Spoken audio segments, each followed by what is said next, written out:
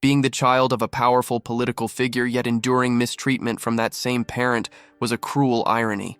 The only escape seemed to lie in earning money through a game, but after finally completing it, he found himself transported inside its world. Now, he had to choose: remain under the control of the powerful, or align with the monsters and carve out a kingdom of his own. The story opened with the protagonist imagining what it would be like to win 10 billion won. Sitting before his computer, he thought about how such fortune could free him from his current life. Everyone knew him as the son of a well-known congressman, yet that fame came with suffocating pressure. He was constantly expected to uphold his father's reputation and often appeared in the media beside him. At school, a female classmate suddenly wrapped her arms around him, leaving him uneasy.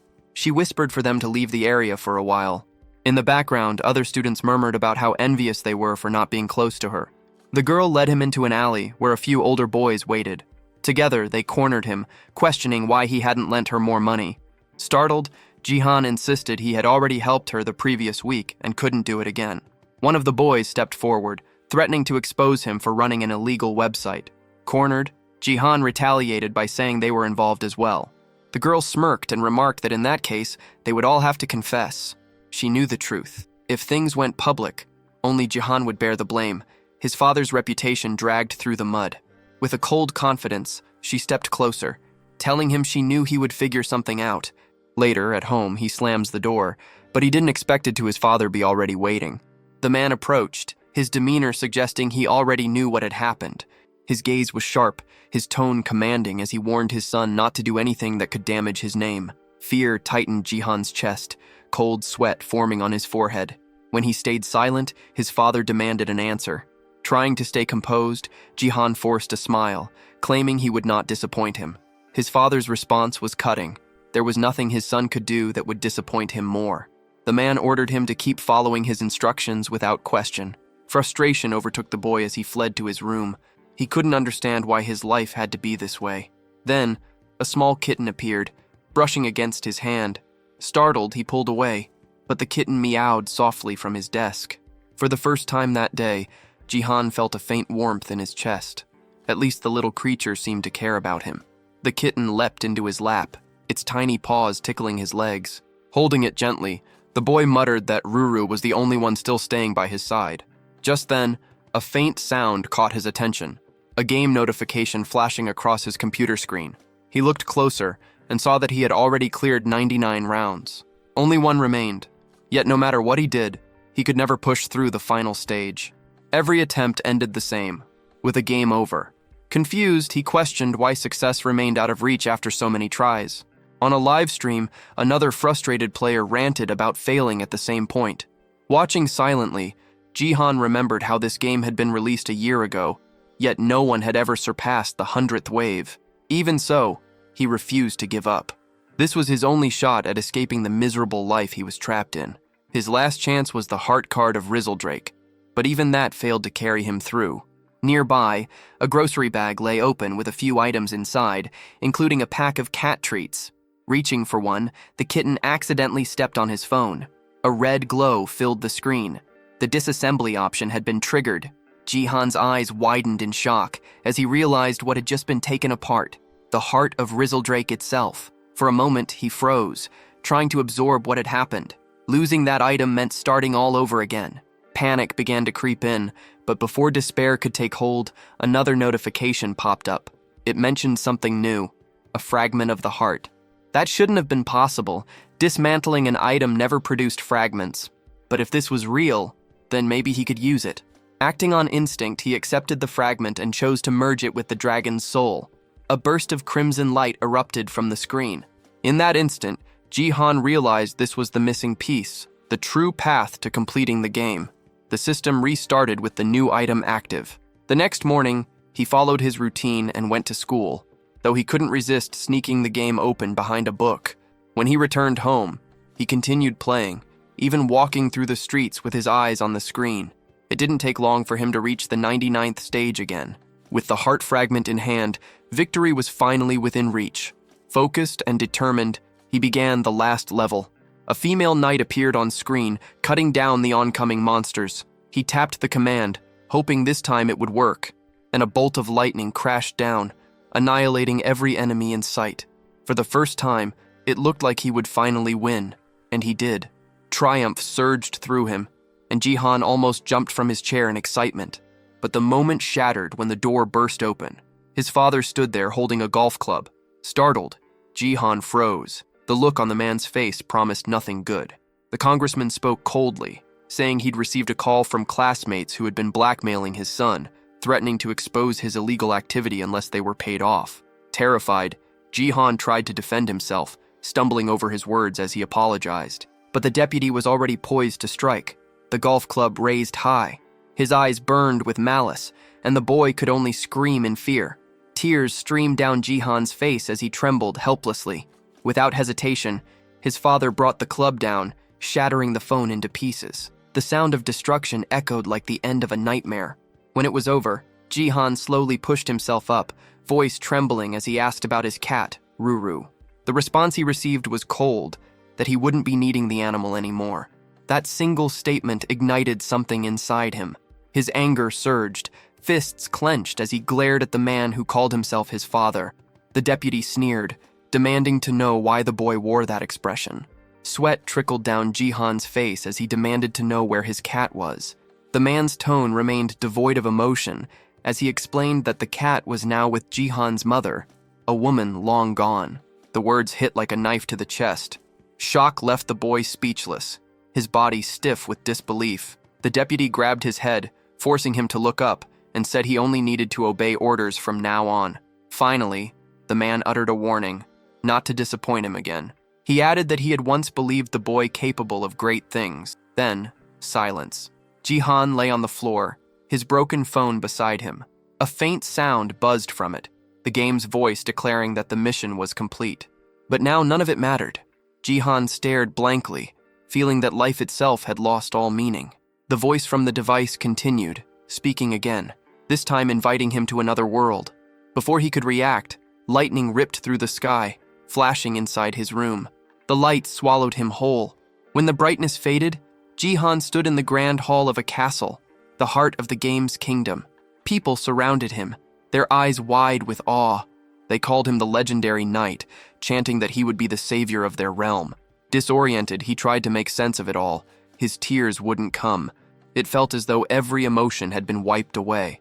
Before him stood a man with a long beard, the king. The ruler studied him and asked if he truly was the legendary knight. Then recognition hit. Jihan remembered that face, those words. They were identical to the game's dialogue. The man introduced himself as King Bayless Jordia III and explained that their kingdom was under siege by monsters. Before the king could continue, a servant burst in with urgent news about the invasion. Jihan remained silent, taking in every detail. The setting, the people, the dialogue, all exactly as he remembered from the game. Once the commotion settled, the king spoke again, declaring that the situation was dire and commanding Jihan to act. He urged the young man to assume command of the knights and defend the kingdom. Jihan rose to his feet, his voice steady but heavy. He told everyone to listen closely. His mind still reeled from the loss of Ruru, and as he thought of her, he admitted that even 1,000,000,001 no longer meant anything. The knights whispered among themselves, confused, calling him weak for a supposed hero. The king silenced them and promised that if Jihan fulfilled his duty, he would be granted whatever his heart desired.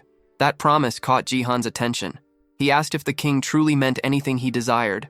The bearded ruler assured him there was no need to worry. He simply had to obey his commands. Those words struck a nerve. They reminded Jihan of Dan Guy, his father, a man who had forced obedience under the pretense of maintaining reputation. Now the king was repeating that same pattern. The realization burned through him, and he refused outright, shouting that he wouldn't do any of it. The king's expression darkened, his confidence faltering. In front of everyone gathered, Jihan spoke of the life he'd endured. He had always been surrounded by people who cared only for themselves. Every single one, including his father, had used him for their own gain. And now, the same thing was happening again. The king didn't want a hero. He wanted another obedient pawn. Jihan made it clear he would never be that again. The king stayed silent, though his displeasure was obvious. Cursing them all under his breath, Jihan pressed the option to reject the offer. The king's servant stood frozen, unable to believe what had just happened. Then, the screen in front of Jihan began to glow red. In the game's storyline, this color usually meant failure, the point where the monsters invaded the kingdom and the player failed the mission. But something was different this time. A new prompt appeared, offering another choice. The monster faction had been unlocked. Jihan stared at it in silence, the meaning sinking in. Was he being chosen to lead the monsters instead of fighting them? The king's voice broke through the tension, booming across the hall. He declared that every choice came with consequence. Addressing the court, he stripped Jihan of his title, announcing that he was no longer the legendary knight. His shouting grew harsher, declaring Jihan an enemy of the kingdom, a threat to them all. As the words echoed, Jihan remained motionless, weighing the reality before him. But time was short. The king's command for his execution had already been given. Even surrounded by drawn swords, Jihan stayed calm. Blades glimmered inches from his throat, yet he stood unfazed, certain that there was still a way out. Then it happened. A surge of crimson light burst from his body, filling the room with raw energy. The king's fury turned into confusion as the radiance intensified. Jihan's selection had been completed. The system granted him new, overwhelming powers, strength that surpassed human limits. From that moment on, his purpose shifted completely. His goal was no longer to save humanity, but to erase it. He would side with the monsters and burn the kingdom to the ground. The system's voice echoed once more, promising that if he succeeded in this mission, he would earn a rare artifact, one that could return him to his original world. That thought stirred a distant memory, the day his mother had brought him the tiny kitten, Ruru. He wondered if finishing this path could bring him back to that peaceful time. Pulled back to the present, he noticed the soldiers murmuring in fear, commenting on the strange, overwhelming energy radiating from him. The king was certain he'd glimpsed a monster's silhouette, a beast unlike anything he'd seen before. Jihan scanned his new reality, realizing this twist wasn't in the original game. Soon the main objective appeared: break the defenses and wipe out the humans. Despite the change, Jihan noticed his progress still tracked like the game. Following the usual sequence should spawn a random summoning ticket. Instead, an egg materialized. The system labeled it a random egg, and Jihan chose to hatch it. Another explosion rocked the hall as the shell burst and wings cut through the dust. Soldiers froze, sensing a summon had occurred. When the form finally emerged, Jihan was stunned. He had summoned Rezoldrak, but the creature that stepped out was only a baby dragon. Level 1, tiny and absurdly cute, even nudging his hand with its tongue. The sight of it pulled his mind back to his kitten, and a new power unlocked for him: the Eye of the Supreme. This ability revealed stats for monsters and items. Seeing the little dragon calmed the knights, and they took the moment as the signal to attack. Jihan, unsure if any of this was real, didn't care. He used the eye to read Rezoldrak's skills, and found it could unleash dragon breath. He ordered the small beast to use that power just as the soldiers moved in. For a heartbeat, he feared time had run out. What began as a tiny fireball swelled into a cataclysmic blast that wiped out everyone in its path. The blast tore through the palace wall, sending rubble raining down into the village. Standing before the ragged hole, Jihan felt a raw awe at the dragon's strength. The onlookers couldn't believe a single strike had done so much. They stared, trying to name what Jihan had summoned. Thrilled and grim, Jihan admitted it surpassed everything he had expected. If events continued, he'd eventually earn one of the knight's relics. He wasn't in any rush to go back to his ruined life. He would pour himself into this mission. Drawing the king's gaze, he fixed his stare on the man and declared his intent. He would bring about humanity's destruction, driven to claim the final prize. Amid the palace chaos, others nearby whispered, wondering what on earth had just happened. Nearby, a knight sprinted with everything he had, believing he could end the fight right there. Jihan commanded the dragon to fire again. The king's servant immediately shouted for the guards to protect their ruler, and the armored soldiers rushed to form a wall of steel in front of him. Jihan raised his hand, marking the target, while the small dragon began gathering power. His intention was clear: to wipe the king out completely. Meanwhile, the approaching knight closed the distance, while the others held their shield formation tight. Jihan waited patiently for his companion to finish charging its fire. Just as the energy was about to be released, the knight reached his king's side. Relief swept through the royal guards. There was no explosion, no devastation, only silence. The knight grinned, convinced the king was safe, but Jihan quickly realized something had gone wrong. The dragon's attack hadn't worked. Its breath hadn't built enough mana, and instead of a deadly blast, only a weak puff of fire came out, barely enough to scorch the ground, leaving behind a small cloud of smoke. Seeing this, Jihan decided the best move was to wait for the cooldown to end.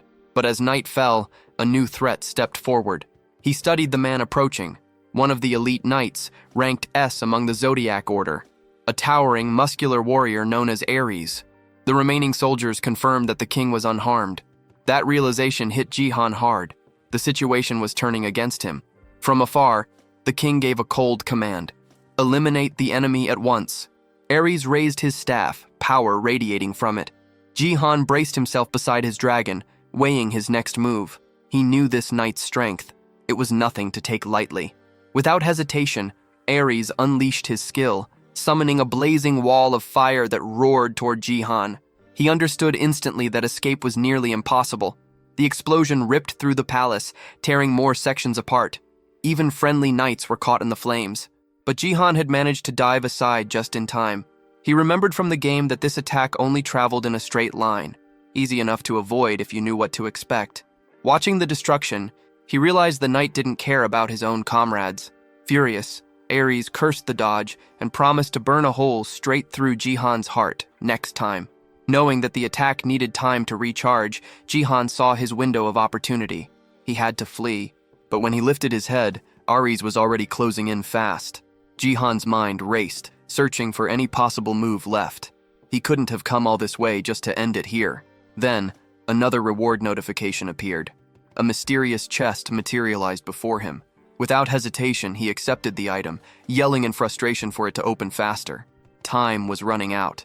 As the knight swung his weapon down to strike, the blow landed squarely on the chest instead. A sudden force burst out, repelling him backward. Finally, Jihan caught sight of what the chest contained. A massive sword began to rise from within. Using the Eye of the Supreme, he identified it, a weapon with immense magic power that also boosted his stats. The readout showed it was an S-rank item. Shock mixed with grim realization. It seemed the system truly intended for him to annihilate the human side. The moment the sword touched the ground, the floor cracked beneath it. Jihan stared, disbelief taking over as the entire area began to split apart. The palace floor collapsed, sending debris crashing down as he was flung into open air. Falling from such a height, he thought bitterly that even the royal palace couldn't handle the weight of a divine weapon. The ground rushed closer, the wind roaring past his ears. This could have been his end. But then, his fall suddenly stopped. Something tugged at his clothes. He looked up and saw the small dragon struggling desperately to lift him. The creature flapped its wings with all its strength, keeping him aloft. From below, the people of the kingdom looked on in shock at the sight of someone soaring through the air. Jihan, still catching his breath, wondered why his mission had to begin in enemy territory of all places. At least here, the only one who could pose real danger was Ares. Even so, he knew that stronger knights would appear soon. His first goal had to be escape. Meanwhile, back at the ruined palace, Ares aimed his weapon at his own throat in frustration. He cursed himself for failing to finish the enemy, muttering that Jihan should have been swallowed by the sea by now. Just then, a messenger arrived. The king was calling for him. The knight knelt before his ruler, asking for punishment for allowing the criminal to flee. But the king ordered him to stop, reminding him that dusk was near. Ares froze, realizing what that meant. Nighttime was when the monsters grew stronger. The king then appointed him commander of the walls and sent him to the front lines. High above, Jihan drifted in the sky, recalling the early stages of the game. The same pattern of monster attacks, beginning with wild goblins. But with Ares present, he knew those beasts wouldn't make much progress at first. Then he noticed the ground approaching again. The baby dragon's wings trembled. It was losing strength fast. Despite its effort, Rezeldrak couldn't hold him any longer. Both of them plummeted sharply, crashing back toward the kingdom below. The crash sent both of them slamming into a stone pillar, the impact echoing through the ruined area. Despite the collision, Jihan emerged unscathed. Right beside him, a pair of boots lay abandoned. Without hesitation, he slipped them on. Before he could move again, a voice cut through the silence. A young blonde girl stood nearby, staring at him with suspicion. She didn't recognize his face. Her name was Lib, an S-rank knight. She immediately demanded to know who he was. Jihan recognized her instantly. In the game, Lib had been a crucial figure in stopping the 100th wave. Though scatterbrained at times, she excelled at dungeon farming and had grown powerful enough to take down monsters on her own. When she repeated her demand for identification, Jihan addressed her by name. The reaction was immediate. Confusion flickered in her eyes as she asked how he knew her. Jihan replied that he knew her well, having already gauged her worth. The words meant nothing to her, but for him, this was a warning. She was now an enemy, and he would have to deal with her sooner or later. As night descended, chaos spread across the kingdom. Outside the city walls, the Doblins gathered, ready to storm the gates. The soldiers shouted orders, warning that the monsters were already within range.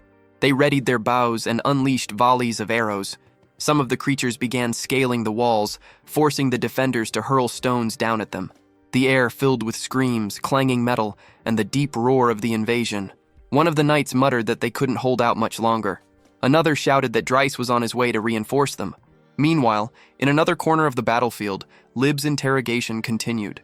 She warned that if Jihan refused to answer, she would act on her own. Jihan thought about eliminating her immediately, but realized it was impossible for now. He'd have to bluff his way through. He claimed to be an ordinary citizen from District 1, simply trying to assist in the defense. Before Lib could question further, his small dragon appeared beside him. The knight's eyes widened at the sight of the creature, her body tensing. It was, after all, a monster. Sweat formed on Jihan's forehead. Rezeldrak wasn't supposed to show up yet. The girl's suspicious look made it clear she was on edge, and he struggled to think of an excuse. But before he could speak, Lib stepped forward, sword raised defensively. She declared that she would protect him from the beast. The baby dragon tilted its head, letting out a confused, almost innocent expression. Lib's gaze hardened, but the creature didn't react aggressively. Slowly, she realized the little monster wasn't hostile at all. Then, a thunderous explosion erupted nearby, shaking the ground. Lib's attention snapped toward the noise, and Jihan seized the moment. He motioned to his dragon and bolted from the area, vanishing into the chaos of the night. It wasn't the soldiers' fault that their weapons had slipped from control, but by the time Lib turned her gaze back toward where Jihan had been, both he and his creature were already gone. A soldier ran up to her, shouting about the gate. The look on his face made her heart tighten. Whatever was happening there was bad. Loud, pounding strikes echoed from that direction. Inside, the guards waited in tense silence, their fear written across their faces as the gate began to splinter under pressure. Lib arrived just in time, commanding the soldiers to prepare for close combat. Archers drew their bows, aiming at the horde of goblins swarming beyond the wall. Among them stood one far larger than the rest, a giant whose sheer strength was enough to break through at any moment. With a roar, the massive goblin swung its weapon, and the gate burst apart. Lib tightened her grip on her sword, calling her troops to charge. The soldiers braced themselves as the enormous creature led the invasion. But before the monsters could advance any further, flames burst across the battlefield. Riz appeared, his arrival catching even Lib off guard. Seeing the breach, he unleashed his fire skill without hesitation, engulfing the enemy ranks. The goblins screamed as the flames devoured them. Standing tall, Riz smirked at the devastation, remarking that the monsters still had a long way to go. High on a distant ridge, Jihan watched the clash unfold below. His goal now was no longer to protect humanity, but to see it burn. Beside him, his small dragon let out a curious sound, prompting him to rest his hand on its head. The creature's attention suddenly shifted upward. Rain had begun to fall. It looked eager to play in it, but Jihan held it back, not wanting it to cause trouble. Back in the kingdom, the humans celebrated a narrow victory. Lib felt uneasy, knowing she hadn't been the one to turn the tide this time. Far away, in the dark forest, Jihan noticed movement. Someone, or something, was approaching. He recalled that he had spawned far from the city walls, and realized he was now deep in monster territory. That made things complicated. He had no clear path forward. He had replayed the game hundreds of times before, and knew every tactic by heart. But this time was different. He'd have to rebuild from nothing. Then a thought struck him. Turning to his side, he spotted his small companion still nearby. Moments later, Rezeldrak darted off toward the opposite direction. Jihan followed his gaze and froze. On the forest floor, a colony of ants was working tirelessly, dragging pieces of food and dirt. One of them noticed the dragon's presence and froze in fear. Rezeldrak crouched low, watching them closely, fascinated. Pulling his companion aside, Jihan exhaled slowly and began thinking of his next move. Out of nowhere, a new mission prompt appeared before Jihan's eyes. The objective was clear. He had to create a faction of monsters. He paused, trying to figure out how to even start that. If he needed to recruit monsters like goblins, now would be the perfect moment, but there weren't any nearby. He wondered how he would even communicate with them if he found some. That was when something unusual moved in his peripheral vision. By the time he turned, it was already upon him. A sudden strike came fast. Someone was trying to kill him. The blade glinted inches from his neck, and a figure stood right in front of him. His eyes widened in confusion. Claws grazed his skin. When he focused on his attacker, recognition struck. The figure was a young girl, a beastkin, a hybrid between human and animal. Jihan instinctively labeled her as a rabbit, but her reaction showed she didn't appreciate that. She snapped back, insisting she resembled a fox instead, and even tried to justify it. Their argument lingered in the air, her irritation obvious. Remaining calm, Jihan studied her more closely and finally realized she truly did resemble an Arctic fox.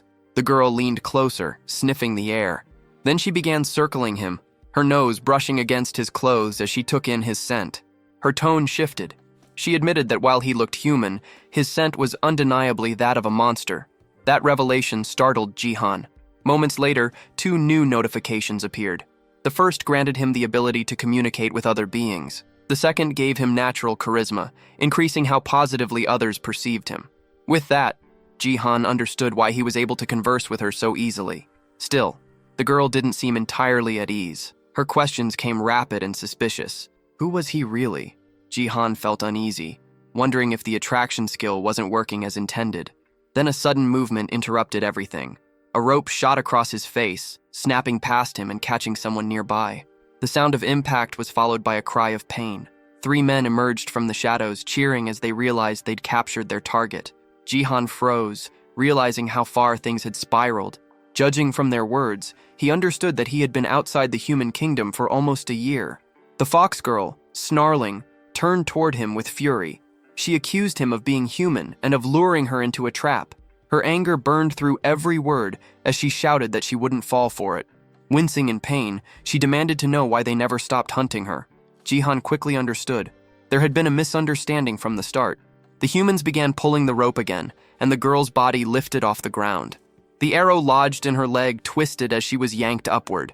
The largest man in the group braced himself, pulling hard on the line, but the girl seized the chance to retaliate, preparing to strike back with all her strength. Jihan stayed back and watched, waiting to see how things would unfold.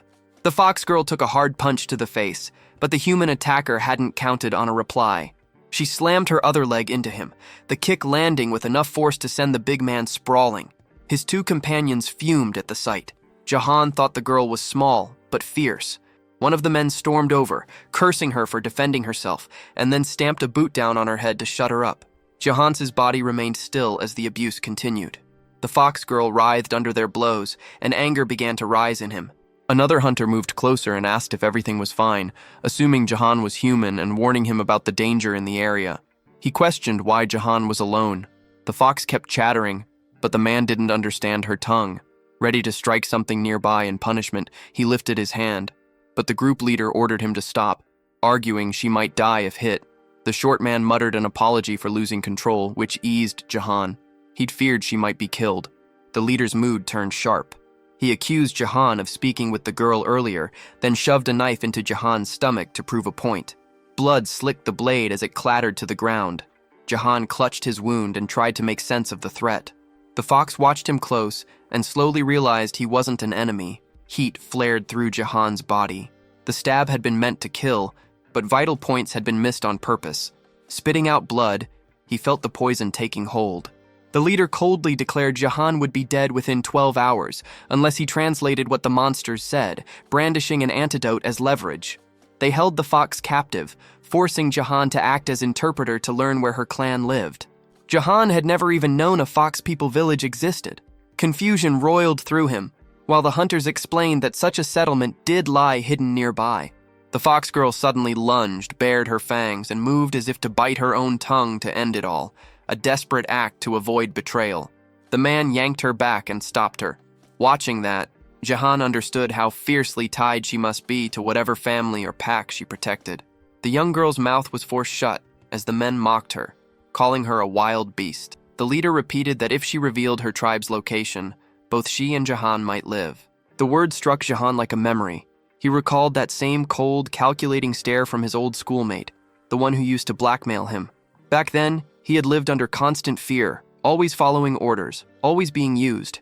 To everyone else, he was nothing but a tool to exploit. But this time, he refused to let things play out the same way. Despite the pain searing through his wound, he forced himself to move closer to the fox girl. He told her to lead them to the village, assuring that no one would get hurt. The men around him believed every word, convinced now that he could truly communicate with monsters. Lowering her head, the girl whispered that over 100 of her kind lived there, then asked if she could really trust him. Jahan held her gaze for a moment before admitting he wasn't on the side of humans. With one hand pressed to his bleeding stomach, he confessed he knew exactly how cruel they could be. As he turned forward, something caught his attention. His dragon was sneaking up behind the hunters, charging up its destructive energy. Fear shot through him. If this went wrong, they'd both die. He tried to stay calm, pretending nothing was happening while buying time for Rezeldrak to finish gathering power. But his shift in demeanor didn't go unnoticed. The leader eyed him suspiciously, and the short man to the side spotted the creature, shouting a warning. The leader spun around, but by then, Jahan was sure enough time had passed. The dragon's red flames blazed to life, yet, to his disbelief, only a weak burst came out. The attack fizzled instantly. Jahan froze, stunned that it had failed again.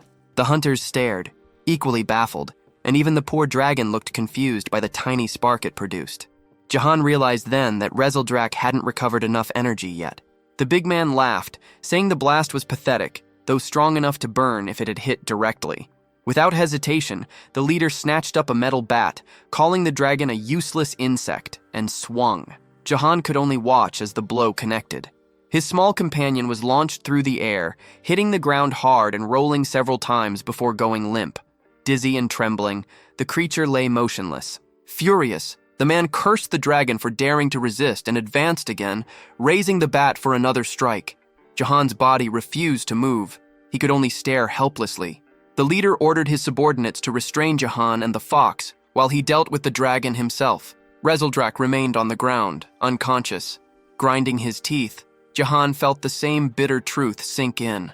Once again, he only held value because of what he could do for others. Everything was repeating exactly as it had in his old world. He had spent his whole life living in humiliation, constantly bending himself just to satisfy others. Yet no matter how much he tried, he always ended up isolated and unwanted. Whatever happened, he knew one thing. He would never go back to that miserable reality. From that moment on, he swore he would never regret anything again. The leader raised his weapon, ready to crush the small dragon. Even the fox girl froze, horrified at what was about to unfold. Jahan's face hardened, and his body reacted instinctively. His passive monster ability activated, surging through him like fire. In a flash, he crossed the distance between them and swung his fist. The strike landed with bone-shattering force, sending the leader hurtling through the air. The ground split beneath the impact. The fox girl stood speechless, stunned by his raw strength, while the remaining henchmen stared in disbelief. Their leader lay motionless, face ruined beyond recognition. For once, Jahan had acted before it was too late. But in the chaos, the antidote that could have saved him shattered to pieces. The fox girl stared, confused by how he was even moving with poison coursing through his veins. Jahan ignored the pain and rushed to his fallen companion.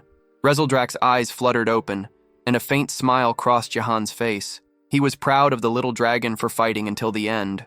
The creature gave a small, joyful grin in return.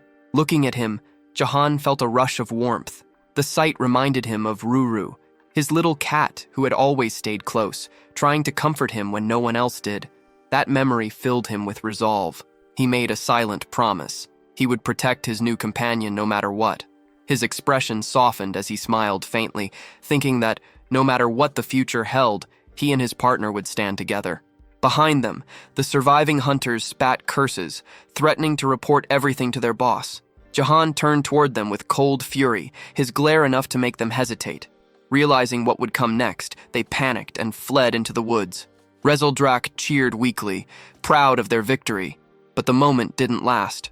Jahan's body gave out, his legs collapsing beneath him. He hit the ground hard as the fox girl rushed over. She stared in shock, thinking he might be gone. The little dragon whimpered, nudging his shoulder desperately. Jahan's eyes fluttered. His breathing was shallow, and he felt his strength slipping away. This had to be the end. His last image before blacking out was Rezeldrak's worried face hovering over him. Then came the memory, the hospital room, the beeping machines, his mother lying frail and pale. He'd been alone back then too, abandoned while his father never once came to see them. The memory burned through him with the same ache as before. Slowly, consciousness crept back. When he opened his eyes, he realized he was being carried. The fox girl held him firmly as they made their way through a dark, winding cave. Soon, light appeared ahead. They emerged into a quiet village filled with beastkin, most of them resembling rabbits. The residents froze upon seeing him, whispering among themselves. Despite his human appearance, they could all sense it. His scent was that of a monster. They lingered near the window, whispering to each other, wondering when he would wake. But Jahan was already conscious. He simply didn't want that much attention. The fox girl soon stepped forward, asking the others to give him some room. From where he lay, Jahan immediately recognized her voice. When she entered, she asked if he was awake and explained that his presence had drawn interest. It was the first time anyone had seen a human in their village, and besides, he didn't even smell like one. Looking down at his hands, Jahan noticed something. The mark left by the poison was gone. The fox girl told him they had kept him in the village to recover. That was when it struck him. She had brought him here herself, risking her safety for someone who had once been her captor. She had saved his life. Puzzled, he asked why she did it. She replied that, despite how he looked, she could tell he wasn't truly one of them. Unsatisfied, he pressed her for another reason. Her eyes softened as she recalled a moment, how his concern for his dragon had moved her. Jahan wondered if that compassion was only the side effect of his friendly monster ability. But the girl grew irritated, snapping that he was still complaining even after being rescued. Nearby, Rezeldrak stirred from his nap. When the dragon opened his eyes and saw Jahan awake, his tail began to flick excitedly. Yet he noticed immediately that Jahan and the fox were already bickering. The girl folded her arms, saying that now they were even. He had saved her once too. Before Jahan could respond, a cheerful sound filled the air. Rezeldrak bounded toward him and jumped into his arms, nuzzling his chest while the fox watched silently. She broke the moment, saying they should at least know each other's names. But before she could speak, another villager appeared, announcing that the chief wanted to see them. They set off together, and as they walked, Jahan couldn't help but marvel at what he saw. The hidden settlement, tucked beyond the mountains, had been built by rabbit-type monsters. Over time, it had become a refuge for all hybrid species who had lost their homes. The residents worked together in peace, caring for one another with quiet devotion. Their path was soon blocked by a towering bull-type beast who demanded to know if the fox, Rhea, had gone to the human forest. She apologized quickly and continued on, but the bull's suspicious gaze lingered. Jahan called her by name, remarking that everyone here seemed to care about her deeply. Rhea lowered her eyes, her tone darkening when he asked if something was wrong. Then, suddenly, her mood flipped. She frowned, tilting her head, and asked why everyone called him Hey. Stepping closer, she demanded to know if that was really his name. Caught off guard by her confusion, Jahan finally introduced himself properly. The name sounded strange, out of place in this world. Without hesitation, the fox girl gave her full name, Rylindrian Pernidae Celiard, before turning away, leaving Jahan standing there, completely bewildered. One of the small rabbit villagers asked if Rhea was feeling any better, and she replied that she was. Jahan noticed her mood had lifted. It seemed all she'd really wanted was to share her name. As he looked around, his thoughts drifted back to his main goal, building a faction of monsters. Lost in thought, he barely noticed when Rhea called for him to keep moving. Even now, she still called him, Hey, and that small detail bothered him. Still, he jogged forward to catch up. When they reached the village chief, the old rabbit suddenly announced that Jahan would now take charge of the settlement. Both Jahan and Rhea froze in disbelief. Jahan quickly said he had no idea how to lead a village, but the old rabbit simply waved him off, saying he was too old to continue. Rhea demanded to know if the elder was really making such a decision just because of a dream. The old rabbit nodded, insisting that he wouldn't change his mind. Jahan stood there confused, trying to make sense of the situation. The elder explained that every dream he'd had always come true, and in this one, the person destined to save the village was Jahan. That word, savior, echoed in Jahan's mind. It reminded him of his current mission, establishing a monster faction. The title unsettled him. Being seen as a savior could only complicate things. He remembered that cursed man who had once tried to use him as a translator in exchange for his life. The thought sparked a sudden worry. He turned to Ria and asked if anyone might have followed them on the way back. She assured him that the village's location was impossible to find. Hidden beyond the mountains, it was bordered by a vast, dangerous sea that no one dared to cross. The only other path lay through an underwater tunnel that twisted like a maze, designed to keep intruders out. According to her, she hadn't sensed anyone nearby. Still, Jahan couldn't shake a bad feeling. On the trail they had taken, faint streaks of red marked the ground. Blood, likely Ria's. And deep within one of the caves nearby, a hidden figure watched the village. One of the human henchmen had found it and was already grinning to himself, celebrating the discovery. Moments later, noise erupted in the village, shouts spreading through the crowd. Someone was yelling about an intruder. Jahan and Ria both froze as the words reached them. A human had been found inside the settlement. The bull beast immediately grew tense, cursing under his breath, while one of the smaller villagers muttered in confusion. Jahan rushed forward, asking if the intruders had followed them. Ria's face went pale. Shaken, she asked if the humans had been trailing her all along, insisting she'd made sure no one had. Then, guilt written all over her face, she began to apologize, saying it was her fault. But the bull shook his head firmly, saying it wasn't. The bull told Ria not to blame herself, saying she'd simply been too weak to notice what was happening. Her friends echoed his words, trying to comfort her, insisting it wasn't her fault. Jahan's thoughts drifted back to the men who had ambushed them. There had been 3 of them.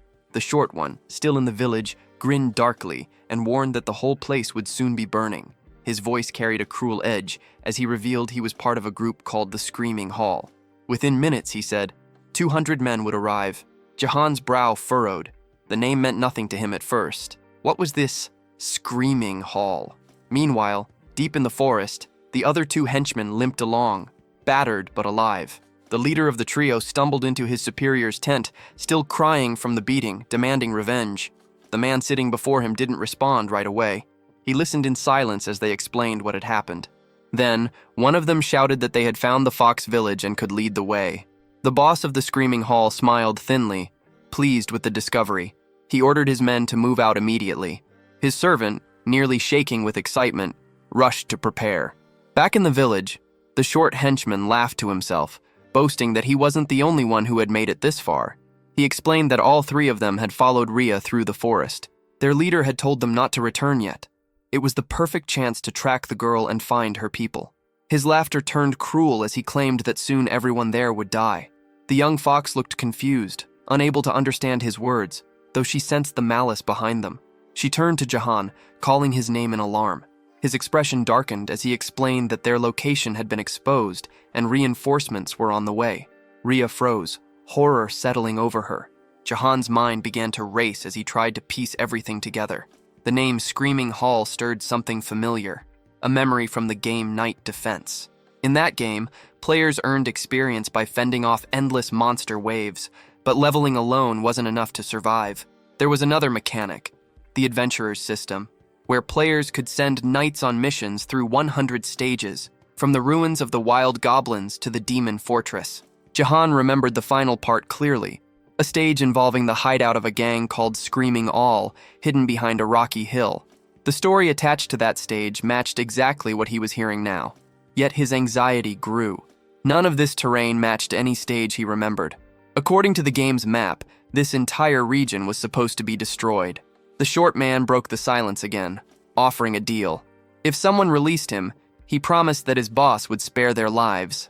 Jahan knew only he could understand the man's words, but he didn't need to translate. The hybrids could feel what those words meant. Ria lowered her head, guilt weighing heavy on her shoulders. She whispered that this was all her fault. The captured man kept shouting, demanding to be freed. Jihan's expression hardened. He wasn't about to let the village be destroyed. While the short, obnoxious prisoner continued to rant, Jihan stepped closer. The man sneered and told him to translate his words for everyone else, but Jihan wasn't in the mood. His fist tightened, and with one swift motion, he drove it straight into the man's face. The blow sent the henchman flying. his scream echoing through the clearing. The bull hybrid stood frozen, astonished by Jihan's strength.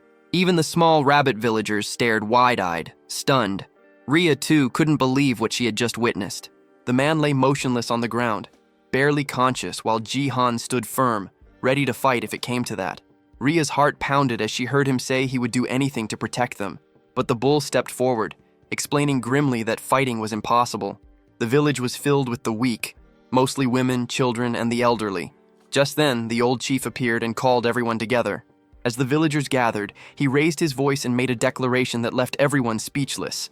Jihan would be the new chief of the village. Far away, the mercenary gang advanced through the forest. Their leader's eyes gleamed as they reached the rocky hill. The reports had been true. The fox village was hidden right behind it. Grinning, he announced that this place would soon serve as their new base. With that, he ordered his men forward. Back in the village, the bull explained their situation. The enemy force was about 200 strong. Their own group was tiny. Only a few bull warriors, 2 young deer, 5 sheep hybrids, and 1 fox girl. Including the rabbits, their total barely reached 112. He asked Jihan if they stood any chance. Jihan replied bluntly that the enemy's strength was nearly double theirs. But then a thought struck him. Numbers weren't everything. He remembered how Rhea had fought those men on her own, and realized that if she could handle 3 by herself, others might not be as helpless as they seemed. Even if the villagers lacked combat experience, hybrids were known to grow stronger when transforming into their animal forms. If everyone had even a fraction of Rhea's strength, there was hope. He turned to the bull and asked how powerful she truly was. The hybrid scratched his chin, watching the fox play with the small dragon nearby, then admitted she was easily the strongest in the village. The statement left Jihan silent. The bull added that even if every villager united against her, Rhea would still emerge victorious. That truth sank heavy in Jihan's mind. Knowing this, he realized he had to act fast. His head dropped slightly as he weighed the consequences. Compared to her, the rest of the villagers were practically defenseless. As they discussed their next move, the young fox mentioned that there was still time before the humans arrived. Jihan frowned, not understanding how she could be so sure. She pointed to the short prisoner, explaining that she had asked him directly. Jihan recalled that one of the henchmen had said their boss was searching for something he had lost. He turned to Rhea, asking if she had any idea what that might be. The girl shook her head and said their village was nothing more than a small refuge for displaced creatures. Hearing that, Jihan guessed the enemy might be using that as a convenient excuse for invasion. Before he could think further, the bull hybrid Tor called out that everyone had gathered. It was time for Jihan to present a plan. He knew that to stand a chance against superior numbers, individual stats would have to compensate for their lack of manpower. The strongest fighter among them was the fox girl. He'd confirmed that much. If she could handle 3 opponents at once, their odds might improve, but even then, he wasn't certain. He began to wonder if raw power depended on species, and thought how useful it would be if he could see everyone's stats. Then it hit him, the demon eye ability. Maybe it could analyze what he needed.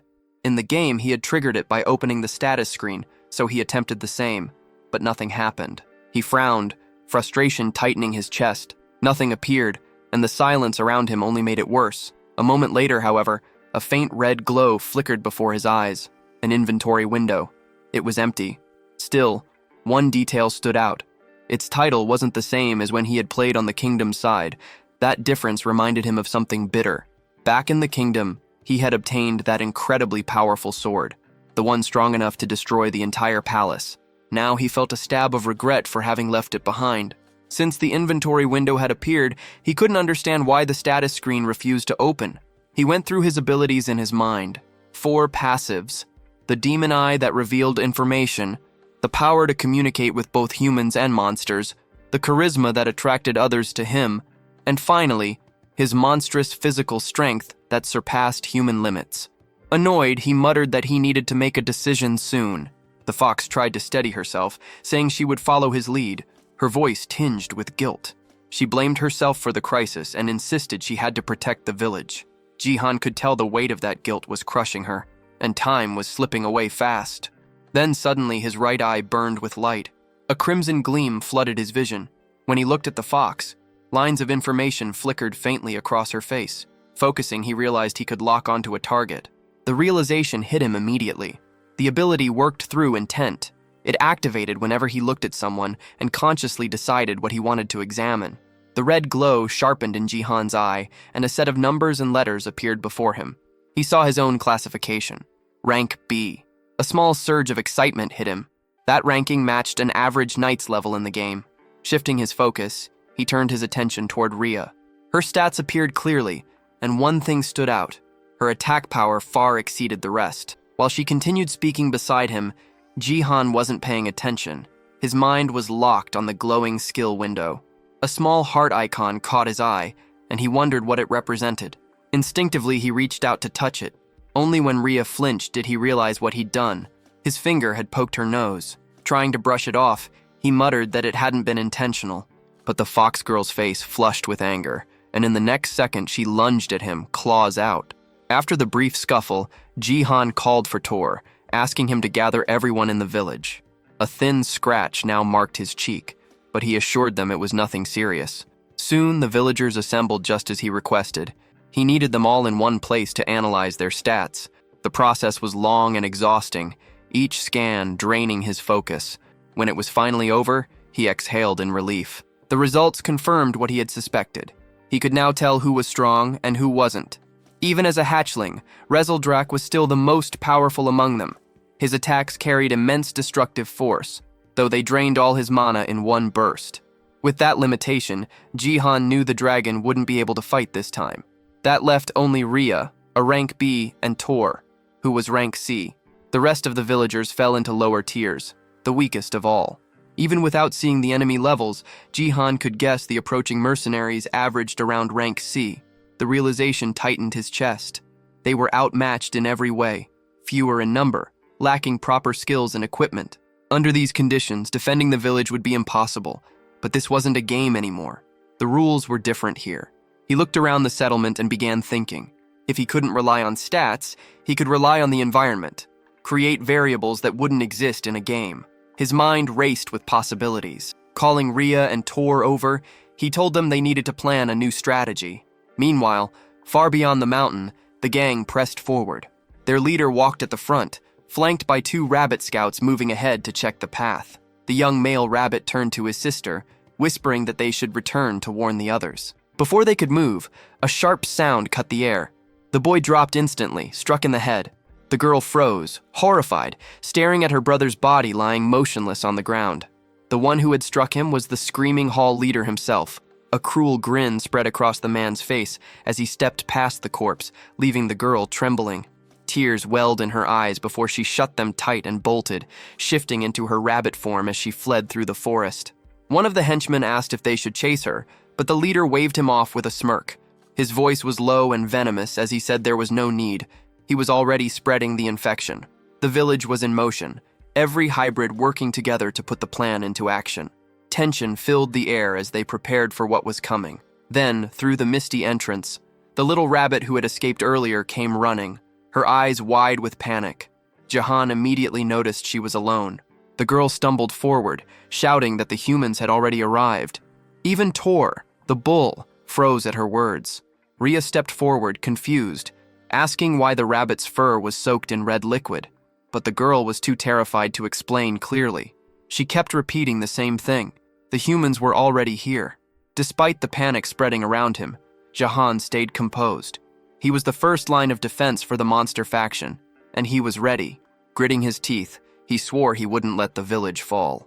Far from the village, the mercenary gang finally reached the cave entrance.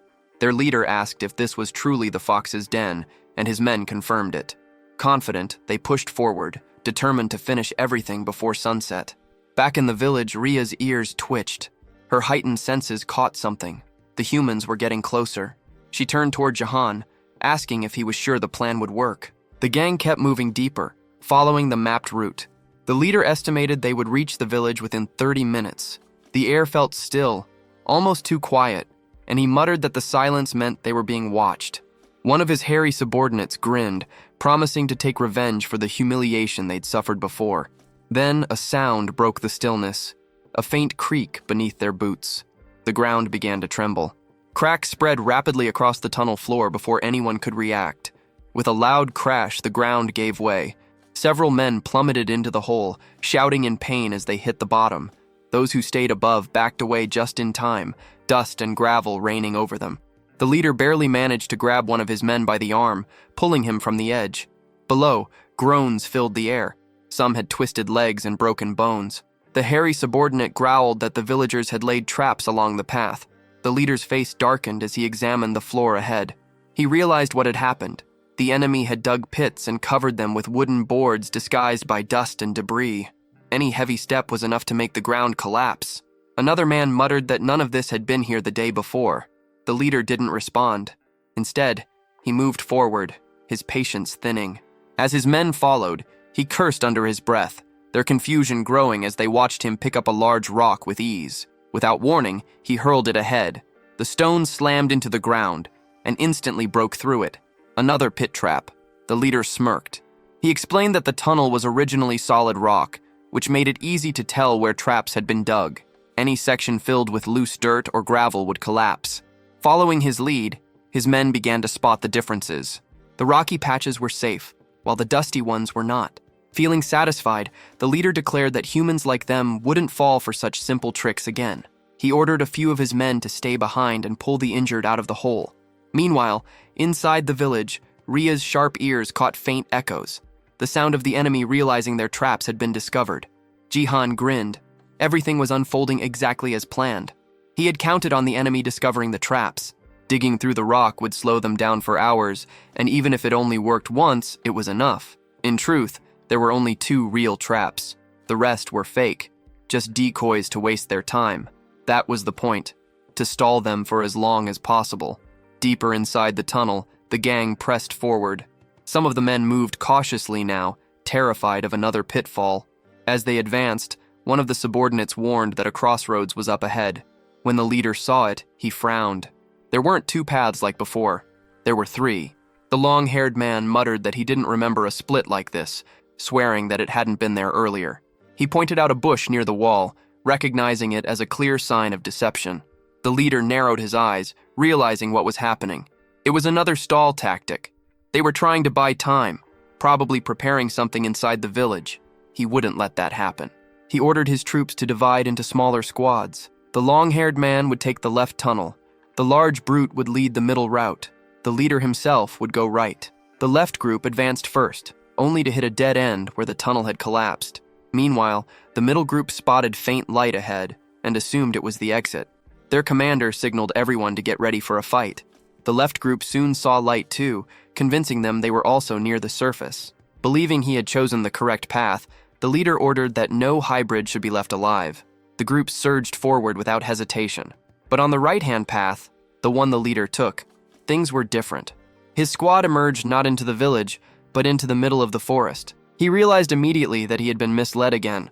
Back at the true exit, the middle group broke through into the village perimeter.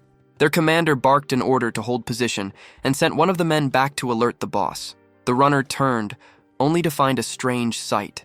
One of their own was tied to a tree, gagged and struggling. The bound man's eyes darted wildly. Sweat poured down his face as muffled cries escaped the cloth in his mouth. He tried to ask for the boss, but before anyone could react, he noticed something. They were surrounded. The messenger spun around and bolted back toward the crossroads. He had to warn the leader. But before he could reach the tunnel bend, the air erupted with a deafening blast. A wave of smoke burst through the cave, throwing several men against the stone walls. The explosion had come from above. The fox girl and Jihan had triggered it perfectly. Everything was proceeding exactly according to plan. The traps had done their job. Every second they bought mattered. The enemy's forces were now scattered and divided across the tunnels. After hearing what happened to the earlier group, the short man grew uneasy, his confidence fading fast. Suddenly, the large brute turned his head, catching movement from the shadows. All around them, the villagers were waiting, hidden and ready to strike. Jihan stepped out beside Ria, emerging from the darkness. Taking charge, he signaled the villagers to move. From a high ledge overlooking the battlefield, he watched with satisfaction as the plan unfolded perfectly. The opposing commander barked orders for his own men to counterattack. Both sides now stood face to face, the air tense, seconds away from erupting into chaos. The mercenary leader hefted his massive hammer, preparing to crush anyone who got in his way. Jihan raised his voice, giving a single command. It was time for the hybrids to transform. In an instant, smoke burst across the area, swallowing everything. The human soldiers staggered, confused, wondering if the villagers had vanished. But it was all part of the plan. Jihan had learned earlier that when the beast folk transformed, their bodies released a dense mist. He'd turned that natural trait into a battle tactic. Hidden in the haze, no one could tell where the next strike would come from. From within the cloud, Tor the bull emerged first, gripping a massive stone above his head. He charged forward with brute force. Further out, human soldiers called out in panic, unsure what was happening. The smaller rabbit fighters seized the moment. They targeted the isolated ones, launching surprise attacks while others dug beneath the ground, grabbing ankles and throwing enemies off balance. Distracted soldiers were suddenly hit from above, swift kicks to the face and chest from unseen directions. One young mercenary screamed and bolted, overwhelmed by the chaos. Elsewhere, 3 men tried to subdue a sheep hybrid, only to find their blows passing through empty air. Their target moved too fast, slipping between strikes like smoke. In another section, shouts erupted as several humans clutched their heads, scalded by streams of hot liquid. Above them hovered little Rizoldrak, spitting bursts of fiery breath with the last of his strength. So far, Jihan and Ria hadn't needed to join the fray. The battle was flowing exactly as planned. Still, he stayed alert, watching every shift in the fight. Nearby, the short man regrouped with 2 of his allies, weapons drawn. They aimed at the rabbits tunneling through the soil, hoping to catch them off guard. Seeing the danger, Jihan called for Ria. The fox girl darted forward, a blur of motion. Even Jihan, who had seen her fight before, was stunned by her speed. She reached the group in mere seconds, but the short man behind them was already readying his crossbow. He fired. The arrow cut through the air, heading straight for Ria. She saw it a heartbeat before impact, and to everyone's disbelief, twisted her body just enough to dodge it. Ria shifted her stance, her body flowing with sharp precision as she readied her next move. Without hesitation, she launched forward, her legs slicing through the air and connecting hard with a man's face. He smirked, thinking he'd managed to block her blow, but her speed was beyond what he could follow. Before he could recover, she swept low, spinning from the ground and striking again. This time, her kick landed clean, sending him crashing backward. Without stopping, Ria pivoted toward the next opponent and drove her heel into his jaw, knocking him flat. The last one, the short man, cursed under his breath, demanding to know what she was doing. They squared off, eyes locked. Then, in a flash, she struck again. Her leg snapped upward and came down with crushing force, slamming his head into the dirt. Groaning, the man clutched his bruised face while the fox girl stood tall. In mere moments, she had taken all 3 down. Her cold glare swept over them, daring any to underestimate her again. Across the battlefield, the large brute took in the scene. His men were losing, badly. Rage twisted his features as veins bulged along his arms. With a guttural growl, he triggered his ability. His muscles swelled, doubling in size as raw power coursed through him. Jihan, watching from afar, recognized the transformation immediately. Only C-rank knights, or stronger, could wield active abilities like that. A burst of power that enhanced their physical strength. The rabbits nearby froze, trembling as the ground shook beneath the brute's steps. But the man's confidence vanished when a massive shadow loomed before him.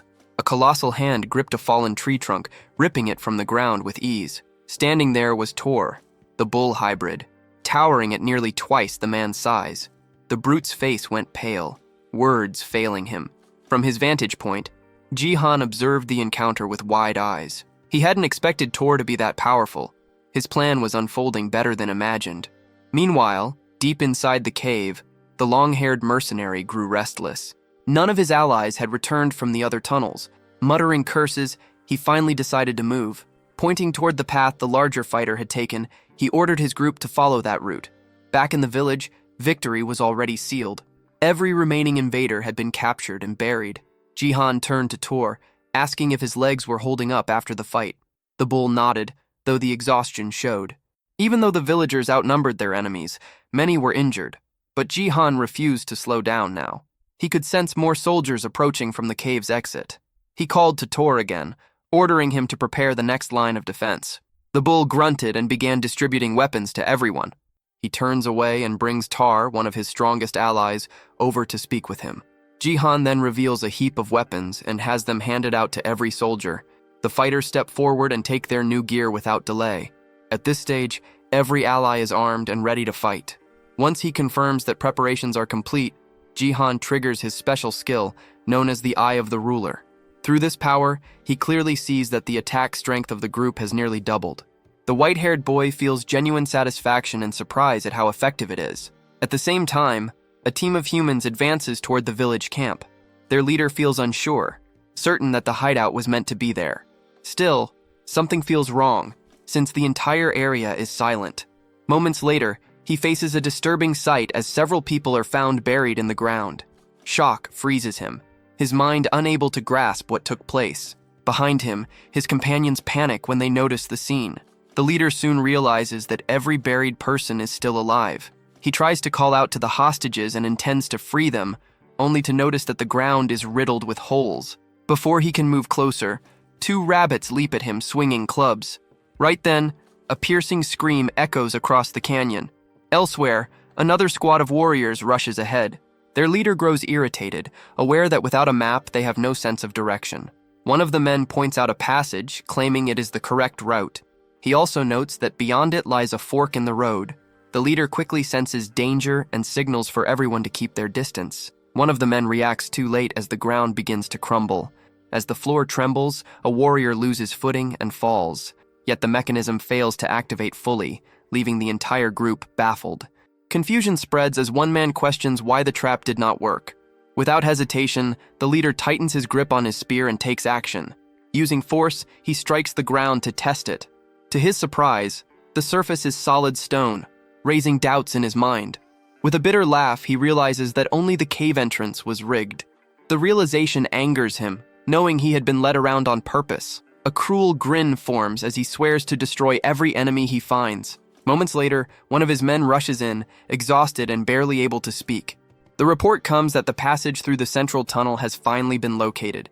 The leader's expression hardens as he absorbs the information.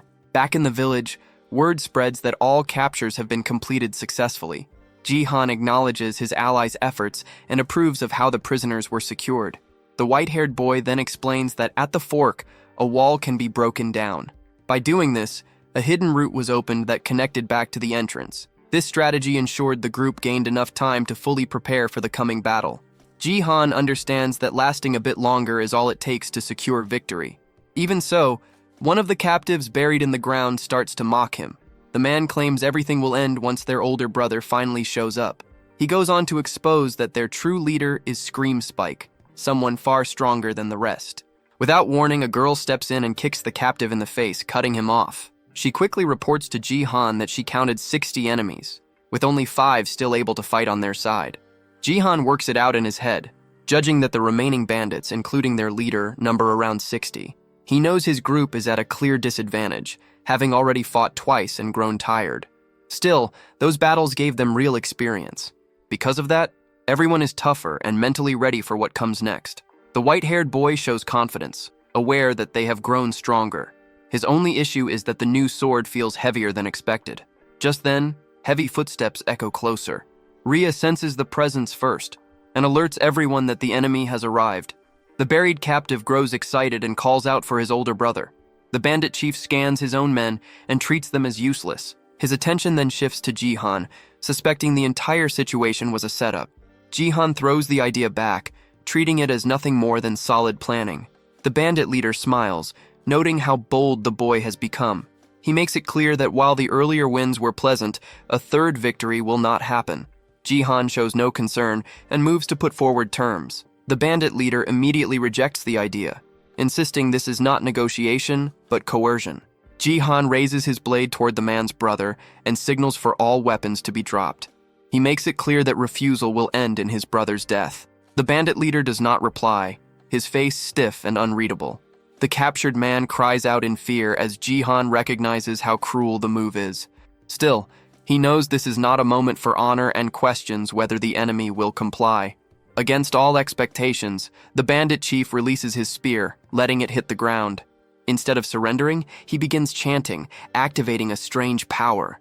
Jihan is caught off guard, having never expected this response. A purple glow spreads over the bandits, and the skill name Scream Spike becomes clear.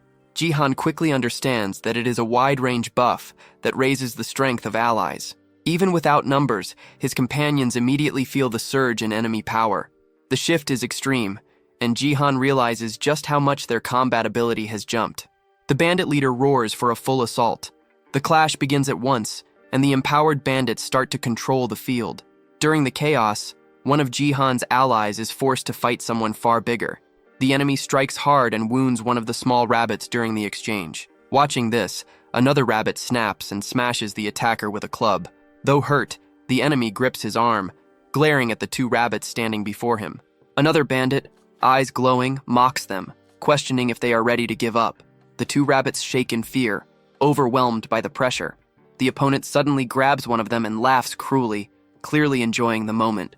Tar suddenly enters the battlefield and swings his massive hammer, sending one of the bandits flying through the air. At the sight of the giant, the enemies quickly throw ropes, aiming to restrain Jihan's ally. The ropes coil around Tar's body and weapon, nearly locking him in place. Several opponents pull together with all their strength, trying to drag him down. The Minotaur struggles to hold his ground, but the combined force eventually pulls him to the floor. With the giant pinned, the bandits move in, ready to deal a killing strike. They close in around Tar and urge everyone to strike the giant at once. Right then, flaming sheep are hurled into the crowd of bandits. At the same time, small creatures are launched as makeshift weapons toward the archers.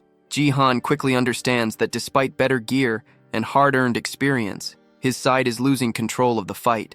Concern takes over as the white-haired boy searches the field for Rhea. Elsewhere, Rhea narrowly avoids a strike and counters by kicking an enemy's arm. She lands, only to find herself surrounded by several bandits laughing at her. Her breathing grows heavy, exhaustion clear as her enemies watch closely. With her face tight from fatigue, she bites her lip and braces herself for what might come. From a distance, Jihan sees that his ally has reached her limit. One of the bunny girls is struck as well, crashing to the ground and suffering severe injury. Jihan pushes himself up, realizing that if this continues, defeat is certain. With steady resolve, he decides the only way forward is to take down the enemy leader. Locked onto that goal, he spots the bandit boss shouting commands across the field. Nearby, one of the bandits moves in to finish Tar, but Jihan closes the distance. Seeing this, the white-haired boy calls out to his giant ally, who meets his gaze. In that instant, Jihan recalls a talk from before the battle. In that memory, he asks Tar to hold back his final form until receiving a sign.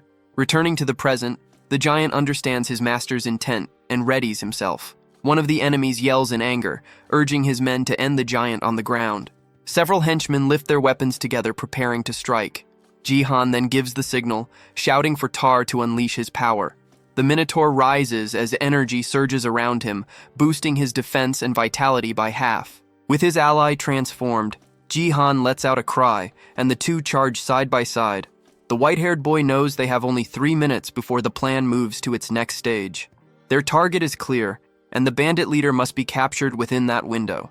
The enemy chief, however, shows no fear, and stands with a mocking grin. In answer, the giant roars, gathering strength for a decisive strike. With rage burning in his eyes, he lashes out using the whip fixed to his arm. The impact sends one henchman flying while screaming in pain. Still, the bandit leader calmly grabs the rope and orders the giant to stop. Ignoring him, the Minotaur leaps forward, fist raised to crush his foe. The enemy dodges swiftly, and the punch slams into the ground, kicking up dust. Wearing a smug expression, the leader mocks the giant for growing larger without real strength. Using that moment, Jihan bursts through the dust, launching an attack from behind. It becomes clear that the giant's assault was meant as a decoy, allowing Jihan to close the gap. In the next instant, Jihan feels a chill as he understands that the plan has failed. The bandit leader displays overwhelming power and flings the Minotaur aside without effort. Before the giant can rise, a heavy kick crashes into his body. The enemy then leaps high into the air, lining up a brutal finishing blow for Tar. Exhausted and hurt, Jihan can only watch, unable to save his ally. The villain slams down with immense force, smashing the ground and carving out a massive crater. He turns toward Jihan with a twisted grin, clearly enjoying the chaos. Gathering strength, he jumps again, aiming to crush the boy still on the ground. Elsewhere, Rhea shows her skill and quickly takes down another foe. At the same time, Jihan fails to evade and takes a crushing hit head-on. Rhea cries out in despair at the sight, even as blood runs from her wounds. Despite the pain, the white-haired boy refuses to give in. As he lies there, he recalls the moment he studied his own combat status. He knows his raw power is far below that of his two allies. Still, he stays down, aware that he has one last option left. With his face injured, he understands that against a human foe, he holds an edge.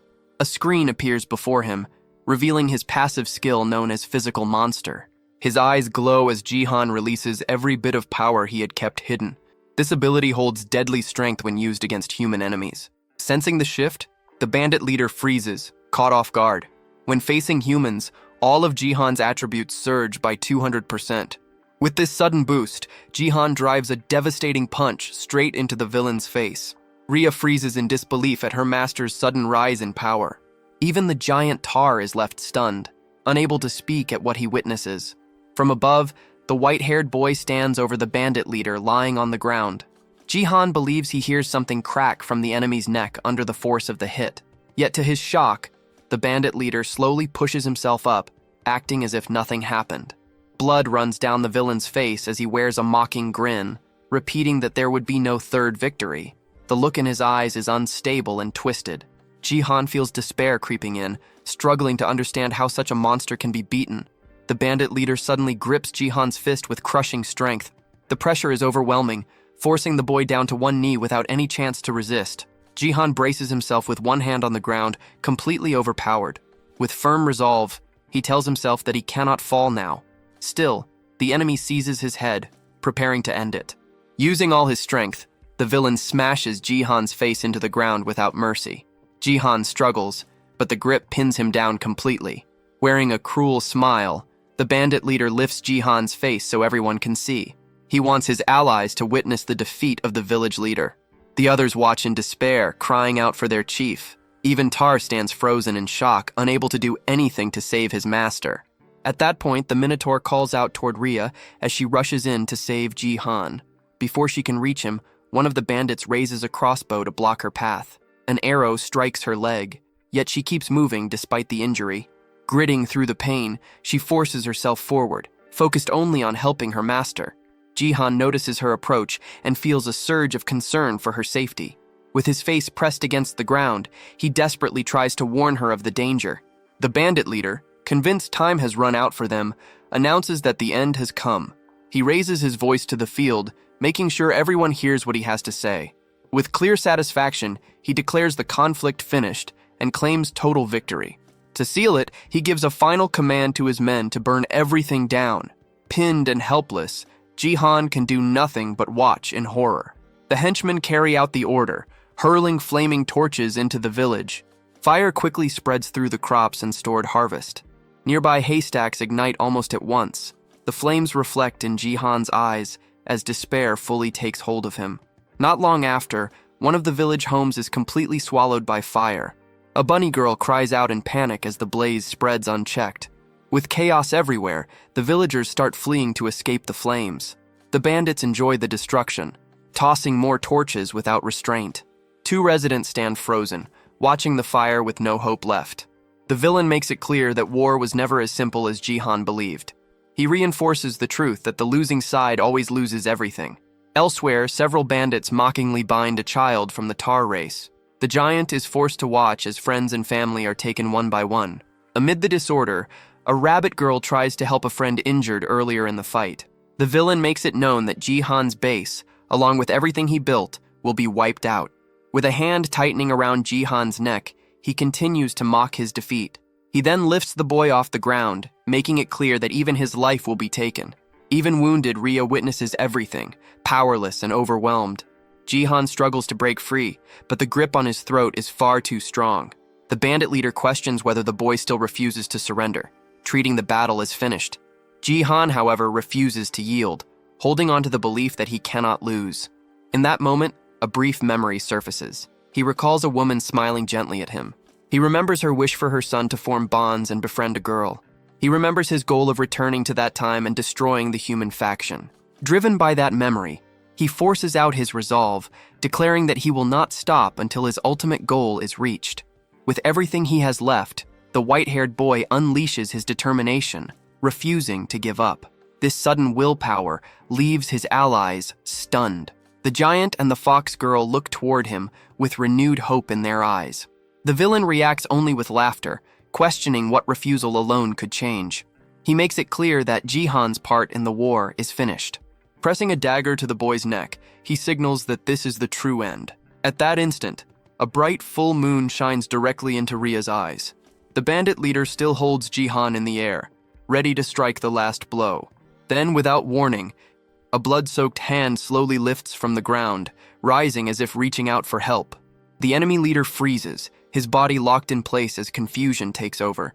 At the same moment, Ria's hand begins to change, sharp claws forming at her fingertips. The white-haired boy turns his attention to her, sensing that something about her has shifted. He recalls how strange it always felt that others awakened through mana, while Ria never did. No matter how much mana she held, her power never surfaced. Even when facing death, she had never shown this form. In that instant, Jihan finally understands. Her race's awakening carried a strict limit. That condition was the full moon, whose light doubled all her abilities. Filled with new strength, the girl faces her master, waiting for his next command. Jihan responds with a calm smile, calling her name as his order. In a flash, Ria lunges forward. The bandit leader cries out in pain as his wounded arm is struck. Jihan follows her movements as she cuts across the battlefield at extreme speed. Enraged by the injury, the bandit boss lashes out at her, labeling her a beast. Ria remains calm, slipping past the attack with ease. Seizing the opening, she moves in close and drives her claws into him, delivering a killing blow. Seeing his older brother fall, the captive stands frozen in shock. With a single strike, Ria sends the bandit leader's body flying aside. Cold-eyed, she turns to the prisoner and shuts him down without mercy. The remaining bandits fall silent as they witness how easily their leader was defeated. With his fall, the buff fades, and their borrowed strength drains away. At the same time, the fires continue to spread, tearing through what remains of the village. Jihan watches the flames, fully aware that the night will bring another shift. A system message appears, warning that monsters gain a 20% boost after nightfall. A confident smile appears on Jihan's face. This was the moment he had been waiting for. As darkness settles, a red aura ignites around all of Jihan's allies. Empowered, the giant finally shatters the chains holding him. One of the bunny girls rises and calls for everyone to fight back with all they have. Fueled by their leader's resolve, the warriors roar in unison, vowing to drive the humans away. Watching the balance turn, the bandits fall into panic, realizing the battle is lost. With a focused expression, Jihan faces his companions and prepares the final command. At his signal, every ally charges toward the remaining enemies. Soon after, the rabbit warriors shout that the humans are fleeing and rush to capture them. As victory becomes clear, Jihan reflects on his mistakes, realizing he had been reckless and too sure of his plan. Even exhausted, one of the bunny girls lifts her arms high, shouting that they finally won. Yet the first battle in this world ends in total ruin. Jihan stares at the aftermath, seeing that more than half the village has burned to ash. Many allies lie dead or badly injured across the ground. Tears streak down his face as guilt weighs on him, knowing he could have done better. At that moment, the fox girl steps closer, making it clear that he does not have to bear everything alone. Ria stays by his side and comforts him, reminding him that everyone's strength works in different ways. She recalls that even when facing a clear disadvantage, he kept fighting with everything he had. Even after losing, the white-haired boy never once thought about abandoning the fight. She finishes by making it clear that he did everything possible within his limits. As she speaks, to show her support, with a gentle smile, she urges him to keep watching over everyone as the village chief. The words from his ally leave the white-haired boy speechless. Without warning, the system displays a notice that the affinity between them has risen to 50. Seeing this, Ria's face turns bright red, caught off guard by the update. Flustered and embarrassed, she quickly offers to help with cleanup and runs off, leaving Jihan confused behind her. In the ruined camp, everyone begins working together to rebuild what was lost. Still, Jihan understands that this is far from the end, and that everything is only beginning. Soon after, a system window announces that the second main mission has been completed. The monster faction population is now a total of 82. As a reward, he is granted the option to receive a random skill and must decide whether to accept it immediately. With steady resolve, Jihan vows not to repeat the same mistakes. He chooses to accept the reward and learns the weapon refinement skill. Several days pass and the village slowly takes shape again through everyone's effort. While working, Jihan hears Rhea calling out to him from the roof of one of the houses. He tosses a snack in her direction to pull her attention back. Smiling, she catches it mid-air and insists that her master should eat first. Jihan accepts the food, pleased at first, but his expression shifts when he realizes it is carrots again. Rhea explains that although the carrot fields burned, the stored food remained untouched. Confused, Jihan wonders why they are eating vegetables when they belong to the fox race. With a gloomy look, he concludes that everyone has been forced into vegetarian life. He then changes the topic and checks on her injured leg. Rhea assures him that she can walk again and plans to help with reconstruction as well. Jihan notes just how impressive their vitality and recovery truly are. Because of this, the village is rebuilt at a fast pace, and 2 weeks pass since the battle. During that time, funerals are held for all who lost their lives, excluding those who fled. The 55 captured bandits are brought to trial. Most villagers demand quick revenge for their fallen comrades. However, taking the lives of unarmed captives is not an easy choice. After long arguments and heavy debate, a final decision is reached. To everyone's surprise, the prisoners are released. Even so, they are not set free without consequence. Before sending them off by boat, a note is left identifying them as members of the Scream Spike Gang. Jihan explains that the sea is filled with dangerous monsters. If fate allows, they may reach the kingdom and face the punishment they deserve. Afterward, the white-haired boy reveals an important discovery. He learns that the bandits were searching for a specific item their leader desperately wanted. By chance, the house of one of his allies survived the fire. Curious about the object, Jihan decides to activate the Eye of the Ruler to investigate further. Using his vision, he quickly identifies the objects as enhancement stones of different ranks. His attention then locks onto a green stone glowing softly on one of the tables. To his surprise, the system identifies it as a B-rank enhancement stone. The white-haired boy cannot help but wonder what these stones are and why they ended up inside his ally's home. Before he can think further, a large bag suddenly drops from the ceiling, landing right in front of them. When he opens it, shock hits him as he sees it packed full of enhancement stones. Left without words, he questions what kind of luck could cause something like this. At that moment, a realization strikes, and his gaze slowly moves upward. What he sees leaves him stunned. The ceiling is covered with bags identical to the one that fell. The sight overwhelms him as he tries to understand how such fortune could exist. His surprise quickly turns into panic as a troubling thought crosses his mind. His eyes widen while staring at the ceiling, unable to believe how many bags hang there. Each one is filled with countless shining enhancement stones. Excitement flashes in his eyes as he understands just how valuable this hoard is. Soon after, he learns the reason behind it. Fox beast folk are naturally attracted to shiny objects like these stones. They see them as symbols of good fortune and often hide them inside their homes. The bandits must have known this tradition, which explains why they attacked the village. The truth hits him hard. This hidden treasure was the cause of the destruction. Even after others tried to comfort her, the fox girl Rhea blamed herself. Consumed by guilt, she attempted to throw all the stones into the sea. He rushed in and stopped her, grabbing her arm before she could do it. He makes it clear that she was not at fault. The blame lies with those who desired the stones. His words reach her deeply, and her eyes fill with tears as she looks at him. At that moment, a system message appears, showing her affinity with him jumping to 60. He decides the dangerous treasure must be kept under control. Rhea quietly agrees with that choice. The recent battle and this discovery harden his resolve. He comes to understand an important truth. Looking at their new resources, he knows that everyone must grow far stronger. As the sun sinks toward the horizon, he asks Rhea where the bandits' weapons were stored. Soon, the two of them arrive at the warehouse, ready to put his plan into motion. He prepares to test his newly learned weapon refinement skill using the seized equipment. Holding a dagger in one hand and an enhancement stone in the other, he steels himself. With calm focus, he activates the weapon refinement skill on the blade.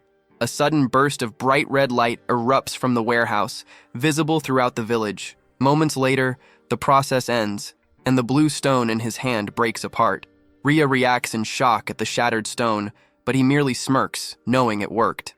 A system window confirms a successful enhancement, showing a 70% success rate for C-rank items. He then turns his attention to a B-rank dagger known as Scream Spike. Its success rate is much lower, sitting at 50.5%. Gripping the dagger alongside a green stone, he prepares to enhance it for real. Outside, a rabbit girl carrying carrots notices strange flashes coming from the warehouse. Light continues to spill out, lighting up the entire village. He works through the night without pause, as red flashes keep bursting from the building. One weapon after another is refined, while the glowing light pours endlessly into the darkness. By the next morning, 2 villagers approach the warehouse out of curiosity, wondering what their village chief has been doing inside for so long. Ria also wakes up with a wide yawn, confused about why he is still locked in the warehouse. She walks in and finds him seated on the floor, surrounded by dust from more than 2,000 shattered stones. Ria immediately recalls that he was supposed to throw the stones into the sea, not use every single one of them. Anger flares as she realizes what he did. Furious over her destroyed lucky treasures, she grabs his head in frustration and shakes him. In the middle of it, he quickly stops her and explains that the enhancement was successful. Nearby lies a green glowing dagger, its power raised to +10. He makes it clear that it took 10 stones to fully upgrade the weapon, with every attempt succeeding. He then gestures to a massive pile of glowing weapons around him, all successfully enhanced due to their low rank. Even Tar's hammer was improved, its attack power rising by a large margin. Ria, however, cannot see much difference at a glance. Jihan, covered in dust, suddenly sneezes hard. After wiping his nose, he complains that the only obvious change is how thick the dust is in the air. At that moment, Tor arrives. Jihan has him test the upgraded weapon. The massive warrior grips the handle of his hammer and immediately feels the altered balance. His eyes sharpen as he senses the power now flowing through it. With a loud roar, Tor lifts the hammer over his head, ready to test its force. He confirms that it feels much heavier than before, yet still easy for him to use. Though the hammer remains a C-rank item, its attack power now exceeds that of the B-rank dagger. Ria watches with a puzzled expression, noticing that Jihan looks both pleased and troubled. His thoughts drift to his own S-rank weapon, the magic sword Hellbringer. He lets out a quiet sigh, admitting to himself that since he cannot use magic, the sword is useless for now. The scene then shifts to the human faction's kingdom, which appears calm and orderly. 2 individuals stand on a balcony, questioning why they were instructed to leave a massive pit in the ground untouched. Nearby, a blue-haired girl feels a strange and dark presence rising from the hole. Without warning, a terrifying scream echoes from deep below. Far underground, a warrior clad in golden armor strains to pull a massive sword from the earth. Dark purple energy coils around the blade as his tattooed hands grip it tightly. His eyes glow with raw focus as he channels all his strength into the effort. At last, the sword breaks free from the ground. A sudden pulse follows, leaving him uncertain about what just occurred. One of the men nearby is stunned, remembering that even Sir Ares at full strength could not draw the blade so easily. This realization makes the situation far more dangerous. The warrior, Ares, remains silent. He stares at the ominous sword now in his grasp, his expression grave. Back in the monster village, Jihan suddenly receives a system alert for the 3rd main quest. The mission demands the expansion of the monster forces. His population must grow from just over 80 to a total of 1,000. At the same time, a new party system unlocks. It allows groups of up to 4 members to form parties, granting shared experience and synergy bonuses. He sees the system as something close to an adventure mode from games and begins to plan the best possible party setup. With renewed focus, he informs his companions that they should head out and gather nearby monsters to join their side. However, the Minotaur Tar makes it clear he will not go, judging it wiser to remain behind and guard their home warren. The young leader quickly accepts that Tar is right. Taking the strongest fighters away would leave the village wide open to attack. This is not a game, and failure here carries real loss. If Warren is destroyed, the mission itself loses all meaning. He understands that full party synergy requires filling all 4 slots. At the same time, the village must stay protected. With Tar staying behind, he scans the remaining villagers, searching for possible companions. He looks over the beast folk one by one. Most of them are ordinary villagers, not battle-tested fighters. As they move about their work, their stats appear mostly the same, offering little guidance. The choice becomes harder than expected. Once his thoughts settle, the young leader approaches Tar and quietly shares his plan. The giant then gathers everyone together and announces that there are 77 beast folk present, not counting the leadership. Jihan watches with a steady expression, fully aware that he cannot choose carelessly for such a critical mission. He sits at a table beside Rhea, who struggles to stay awake, and prepares to begin what he calls an audition named Show Me the Ability 77. Tar steps forward and explains that everyone must demonstrate their usefulness. From the 77 candidates, only the most capable will earn a place in the 4-person expedition team. The Minotaur calls for the first group, numbers 1 through 4, to step up. Jihan makes it known that he is seeking someone with strong resolve, fit for exploration and carrying unique abilities. The first applicant can only shift nervously, unable to speak clearly. After hesitating, he admits he prefers to stay in Warren. The village chief immediately dismisses him without hesitation. The next group claims they need to remain behind to plant carrots together as part of village life. Jihan's patience begins to wear thin as serious candidates fail to appear. He motions Tar closer and quietly gives him new instructions. The Minotaur listens and nods, understanding at once.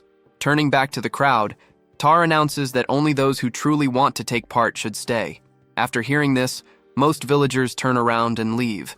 What remains is a much smaller group.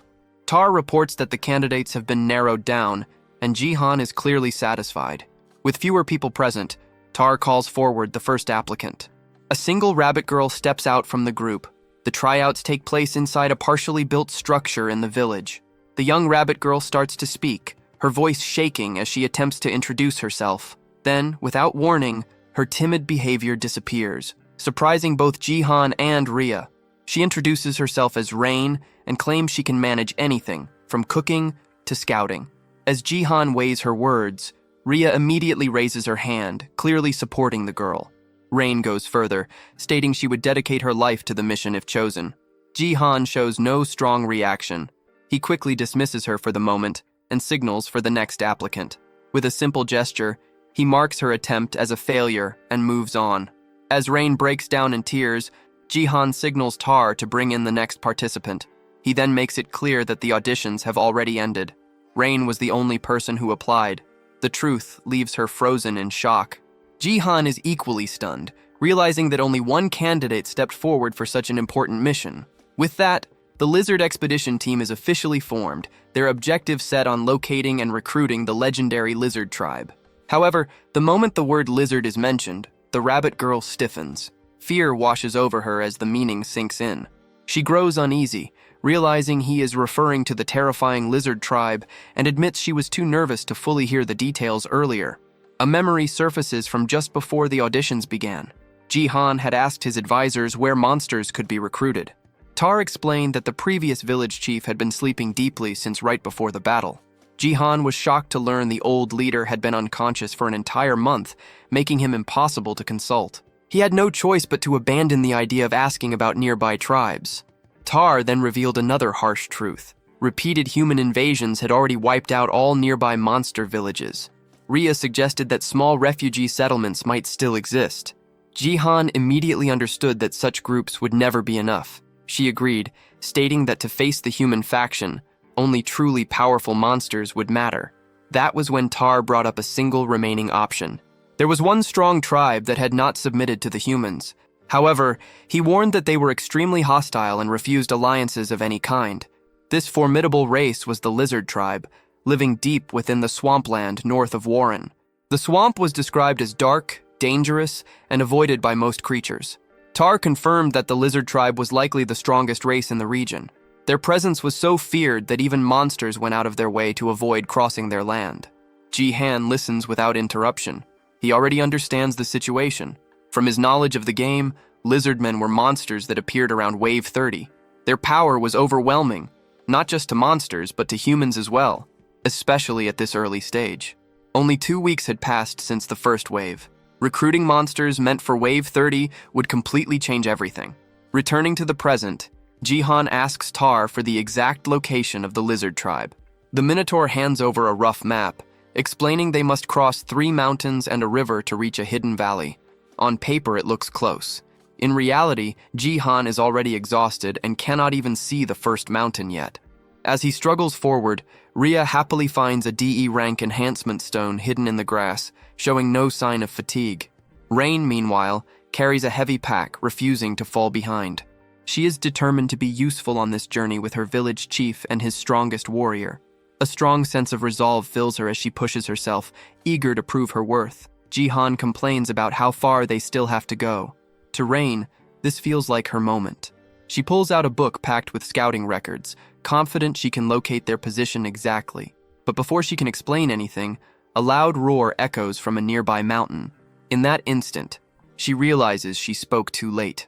One of her companions urges her to move faster, saying that once they pass the first mountain, the rest of the journey will go quickly. Rain tightens her fists, reminding herself that she must prove her value, even if it requires patience. After a long trek, the group finally reaches a narrow mountain pass, only to find the road ahead completely blocked. A rock slide seals the path. The moment she sees it, Rain's eyes light up. Clearing blocked paths is one of the rabbit beast folk's strengths, and this is her chance. Confidence shows on her face as she steps forward, determined to demonstrate her worth and awaken her ability. Just as Rain ascended into rabbit form, Ria easily destroyed the rock with a single kick. Thus, Rain's chance to prove himself was annihilated. Ria and Jihan advance, and noticing Rain's pause, Ria looks back. She sees Rain transformed and questions the reason. Rain replies that it was an accident. Jihan dismisses the issue and tells her to move on with them.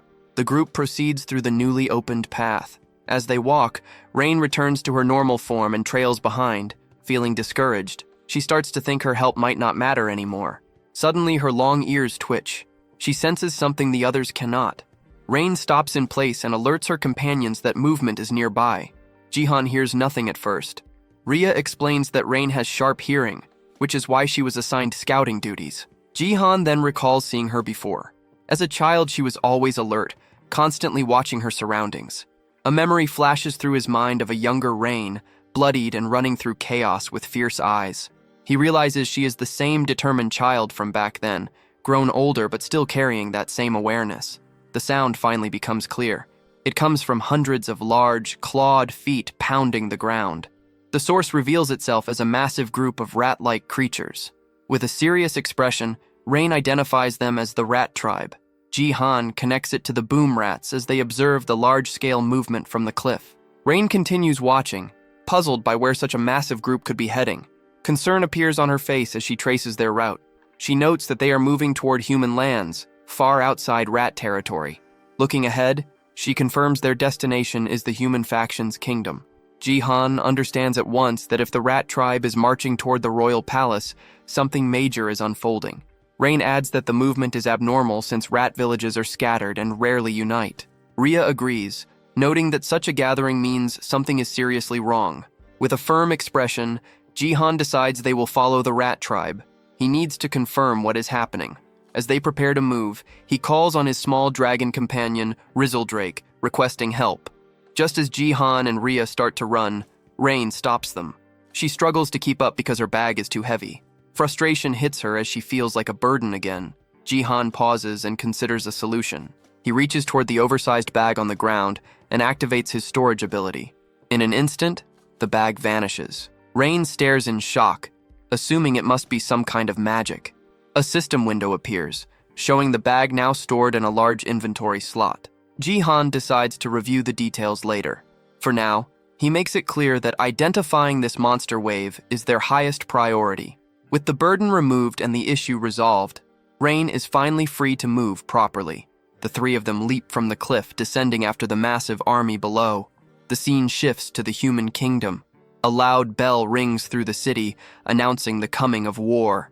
Panic spreads across the streets as a man runs past, yelling that monsters are swarming once more. In response, armored knights quickly form ranks and begin marching through the city. Their commander, the warrior Ares, drives them forward, aware that nightfall is near. Citizens line the streets, shouting for Sir Ares to defeat the monsters and keep them safe. Amid the crowd, a young girl asks her mother why monsters continue to attack. The woman explains that monsters are violent and irrational beings, and that humanity must grow stronger to survive. Close by, A blonde female knight listens silently, her expression cold and resolute. Elsewhere, the small red dragon Resildrake flaps its wings wildly, struggling to stay in the air. Watching from below, Ria points out that they seem to be drifting the wrong way as both the leader and the dragon slowly descend. Jihan realizes he has reached his limit and may be too heavy for the small dragon to carry.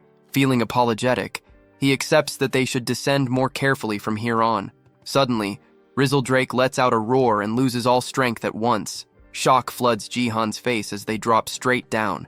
He screams as they fall, while his companions on the ground shout his name and rush after them. Their shadow stretches across the land below, growing larger with terrifying speed. A violent crash follows, as a massive cloud of dust and debris bursts outward on impact. At the center of a deep crater, Jihan sits clutching the dragon, checking if it is still alive. Relief washes over him when he sees Resildrake appears unharmed. He rises slowly, grateful for their endurance, but confusion sets in as he tries to figure out where they landed, assuming it must be near the kingdom. Then his eyes widen in pure horror. Something ahead steals the breath from his lungs. Ria and Rain finally catch up, calling out to their village chief Jiune and asking if he is all right. Seeing his frozen expression, they ask what is wrong. He does not answer immediately. Jihan stands still, staring forward, unable to pull his gaze away from what lies before them. The ground ahead is covered with the bodies of the rat tribe. He confirms that every one of them is dead. The three stand in silence, overlooking a valley filled with death and ruin, trying to understand what could have caused this. As he examines the corpses, Jihan notices that most were killed by deep cuts and stab wounds from sharp weapons. His expression hardens as realization sinks in. This is the second time he has witnessed such a massacre. Once again, he finds himself standing before a field of lifeless bodies. The sight brings back a memory of the past, when he once stood before a shattered portal, surrounded by death and ruin. An image of his younger self flashes through his mind. Since arriving in this world, death has become a familiar presence. Back in the present, he finds it strange that the scene stirs no emotion in him, as if this kind of horror has always been normal. Rain covers her mouth in shock, recalling that she heard footsteps running from another direction only moments earlier. Without warning, a weak cough breaks the silence. The group quickly notices a lone survivor lying among the corpses. Jihan immediately signals Rain to bring her herbs. She responds at once as they hurry toward the injured figure. Kneeling down, she applies a healing salve to the wound. The rat creature offers a faint thanks, barely able to speak. Rain presses for an explanation, but the survivor hesitates, still shaken. Everyone gathers around him, waiting quietly as he stares at them with terror in his eyes. A memory grips the survivor. He recalls the face of a human warrior, a terrifying man marked by a single glowing blue eye. Trembling, he manages to say the word humans before his body locks up in rage and grief. Suddenly he screams in agony and lunges toward Ria, accusing humans of slaughtering his people. Ria stops him with ease, restraining him before he can strike. She forces him to look closely at them and settle down.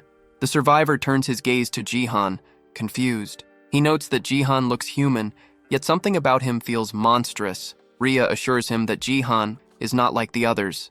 Jihan steps forward and explains that they followed the rat tribe. He asks the survivor to tell them what happened. With a serious look, he waits for the answer. The rat creature lowers his head and recalls how they were attacked by humans in armor. They were knights from the human kingdom. Hearing this, Jihan's eyes narrow as the weight of the truth settles in. A memory unfolds, showing the rat tribe facing rows of knights. The attack came without warning. The survivor remembers their leader giving an order, but his words are drowned out by screams and steel clashing. The scene turns brutal. Knights tear through the rat tribe without mercy. The rats are cut down one after another, unable to fight back. As his story ends, the survivor explains that the humans killed them all for no reason. Jihan and the others are left shaken. The vision shifts again. A rat messenger races through the darkening sky, flying with urgency. He lands roughly before the rat leader and delivers his report. 8 villages have already been wiped out by humans, his eyes burning with fury. The rat chief explodes in rage, questioning what crime his people committed to deserve this. He declares that they cannot endure it any longer. At the same time, atop the walls of the human kingdom, a commander orders the archers into position. Ares stands prepared beside the female knight. Together, they provoke the approaching monsters, daring them to come closer. The rat leader swells with rage, vowing revenge for every fallen comrade. A massive force of monsters from many tribes roars in response. United by fury and despair, the horde surges forward, charging straight toward the gates of the human fortress. Back in the present, the survivor explains that he was able to figure out the humans' motive by observing one specific man. This knight wore a ring on his lip and carried a look filled with hatred. Through him, the true reason behind the massacre becomes clear. The survivor remembers that knight walking calmly across the battlefield, paying no attention to the chaos or the dying around him. All the killing happened for one simple reason. He bent down and picked up a small purple stone from the ground. Jihan's expression hardens the moment he understands what it was, an A-rank enhancement stone. As night falls over the human kingdom, the sky sinks into a dark, heavy blue. The female knight watches the horizon and notes that the sun has fully set. This marks the start of the battle. The rat army's eyes ignite with purple light as darkness strengthens them. A system notice explains the change. All their stats increase by 30%, but their ability to think clearly disappears. From the castle walls, the human commander gives the order. Archers unleash a massive wave of arrows, blackening the sky as they fall toward the charging monsters. The arrows strike deep, piercing rat after rat. Even so, driven by rage and empowered by night, the horde keeps moving forward. The commander then shifts tactics and orders the archers to focus on the monster at the front. A warrior steps forward on the wall, raising a shining golden sword. He prepares a skill and releases a vast wall of fire. Flames surge outward, cutting off the monster's path. The rat leader stares into the fire, purple eyes glowing, showing no fear as the attack reflects back at him. Back in the present, the survivor completes his account. He explains that he used what little strength remained to confront the humans. A memory plays out of him standing weakly before the knights, begging them to stop the slaughter. He remembers clenching his teeth, forcing himself to show resistance despite pain and fear. The human knight simply turned away. He left without a second glance, abandoning the dying rats as if they were worthless. The survivor realizes that once the humans obtained what they wanted, the rest no longer mattered. Jihan listens without speaking. He feels no rage, only understanding. To him, this is simply how the world operates. His mind drifts back to his school days. He remembers being bullied, surrounded by classmates who only cared about using his father's influence for their own benefit. They pressured him, questioning why they had ever treated him kindly if he could not give them anything in return. He recalls how everyone was always measuring profit and loss, pretending not to see the truth. That lonely realization still lingers deep in his mind. From it, he learned one thing clearly. Humans will always put their own interests first, no matter the cost. On the battlefield, the human commander orders his archers to kill everything in sight as arrows continue to fall. Amid the fire and steel, one rat warrior pushes ahead with unbroken resolve. Spotting the leader of the rat tribe, the humans on the walls shout for every weapon to be aimed at him. The Rat King surges ahead, forcing smaller rats in front of him to block the endless rain of arrows. The female knight watches the advance, her face hard and focused.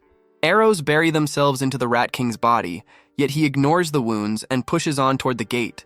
His resolve is absolute.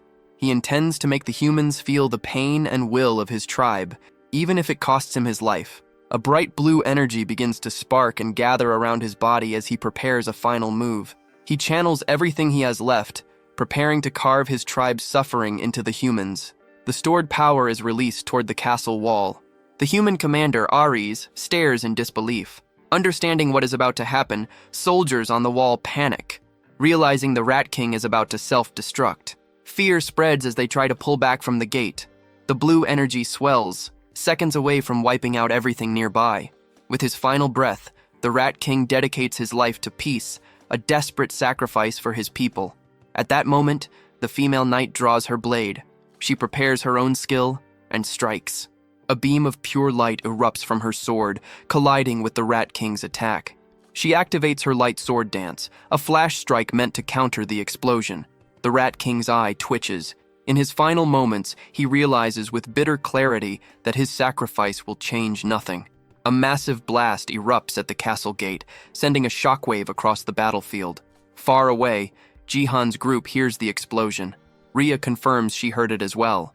Jihan explains that the Rat King was a boom rat, also known as a suicide rat, and that it just used its ultimate skill.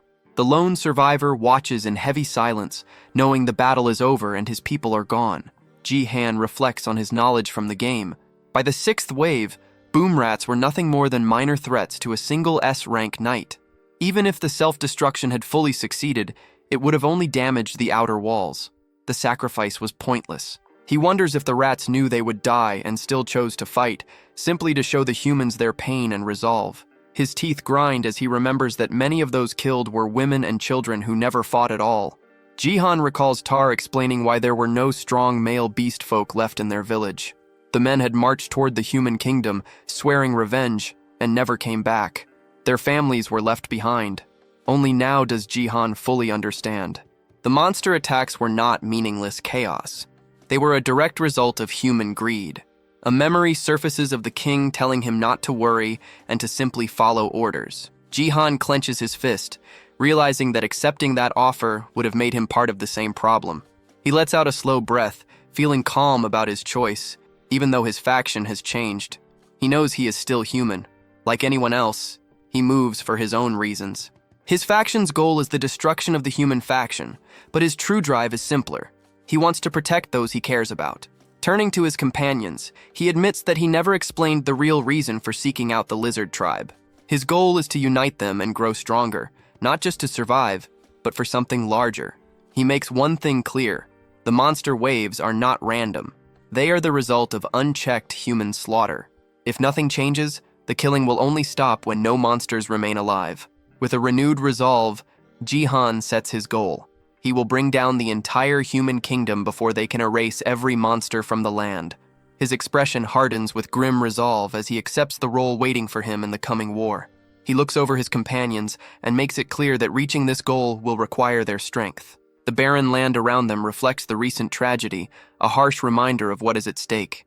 He explains that the path ahead will not be easy, but destroying the human faction is the only way they can survive. Rhea answers first, making it clear she always sensed that his hostility toward humans matched her own.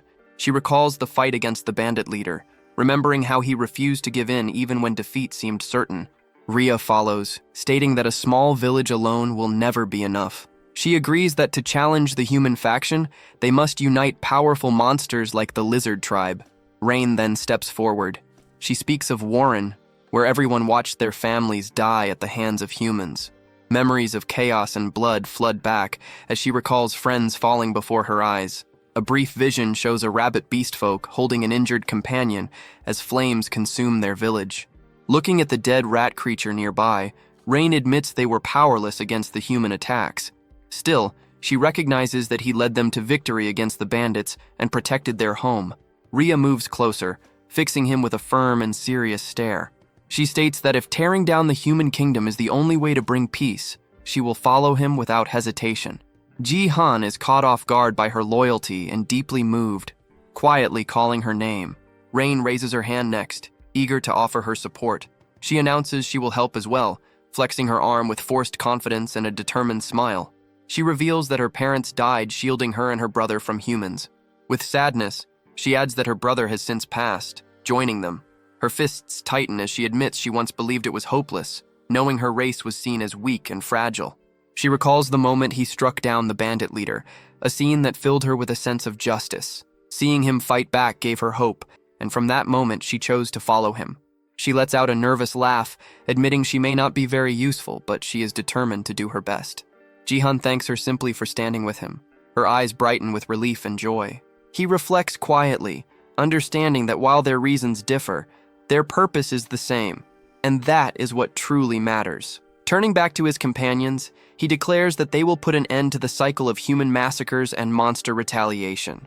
Rhea watches him with steady resolve, prepared to walk this harsh road beside him. With renewed determination, Jihan sets their final aim, to break the chain of hatred and bring peace back to the world. Even if their motivations differ, their shared goal binds them together. He reinforces that they must end the endless loop of human slaughter and the monster attacks that follow as Rhea listens, fully aware that their mission is to shatter the cycle of hatred once and for all. He completes his declaration, committing himself to bringing peace back to this world for everyone. At that moment, another voice calls out, stating a wish to stand with them. The remaining survivors of the rat tribe slowly step out from the shadows, moving through the field of bodies. They gather before the group, asking to join their side as more survivors reveal themselves one after another. Later, Jihan learns the reason behind their sudden trust. The cautious rats had been listening to the entire conversation from a distance. One especially large rat steps forward, its size catching Jihan off guard. Ria immediately begins treating the wounded survivors, signaling the large rat covered in bandages to wait. Once the injured are cared for, they hold a quiet ceremony to burn the bodies of the fallen. At the same time, the human kingdom has already pushed back the sixth wave and begun clearing the battlefield. Knowing they are running out of time, Jihan understands they must reach the lizard folk before the kingdom grows even stronger. The next morning, sunlight rises over the land, marking the beginning of a new journey. Jihan hands the new rat tribe chief a map, instructing him to search for Taro in a cave while the group is away. As the expedition departs in search of the lizard folk, the new chief watches them leave, map in hand. He looks down at the rough, childish drawing, completely confused by it.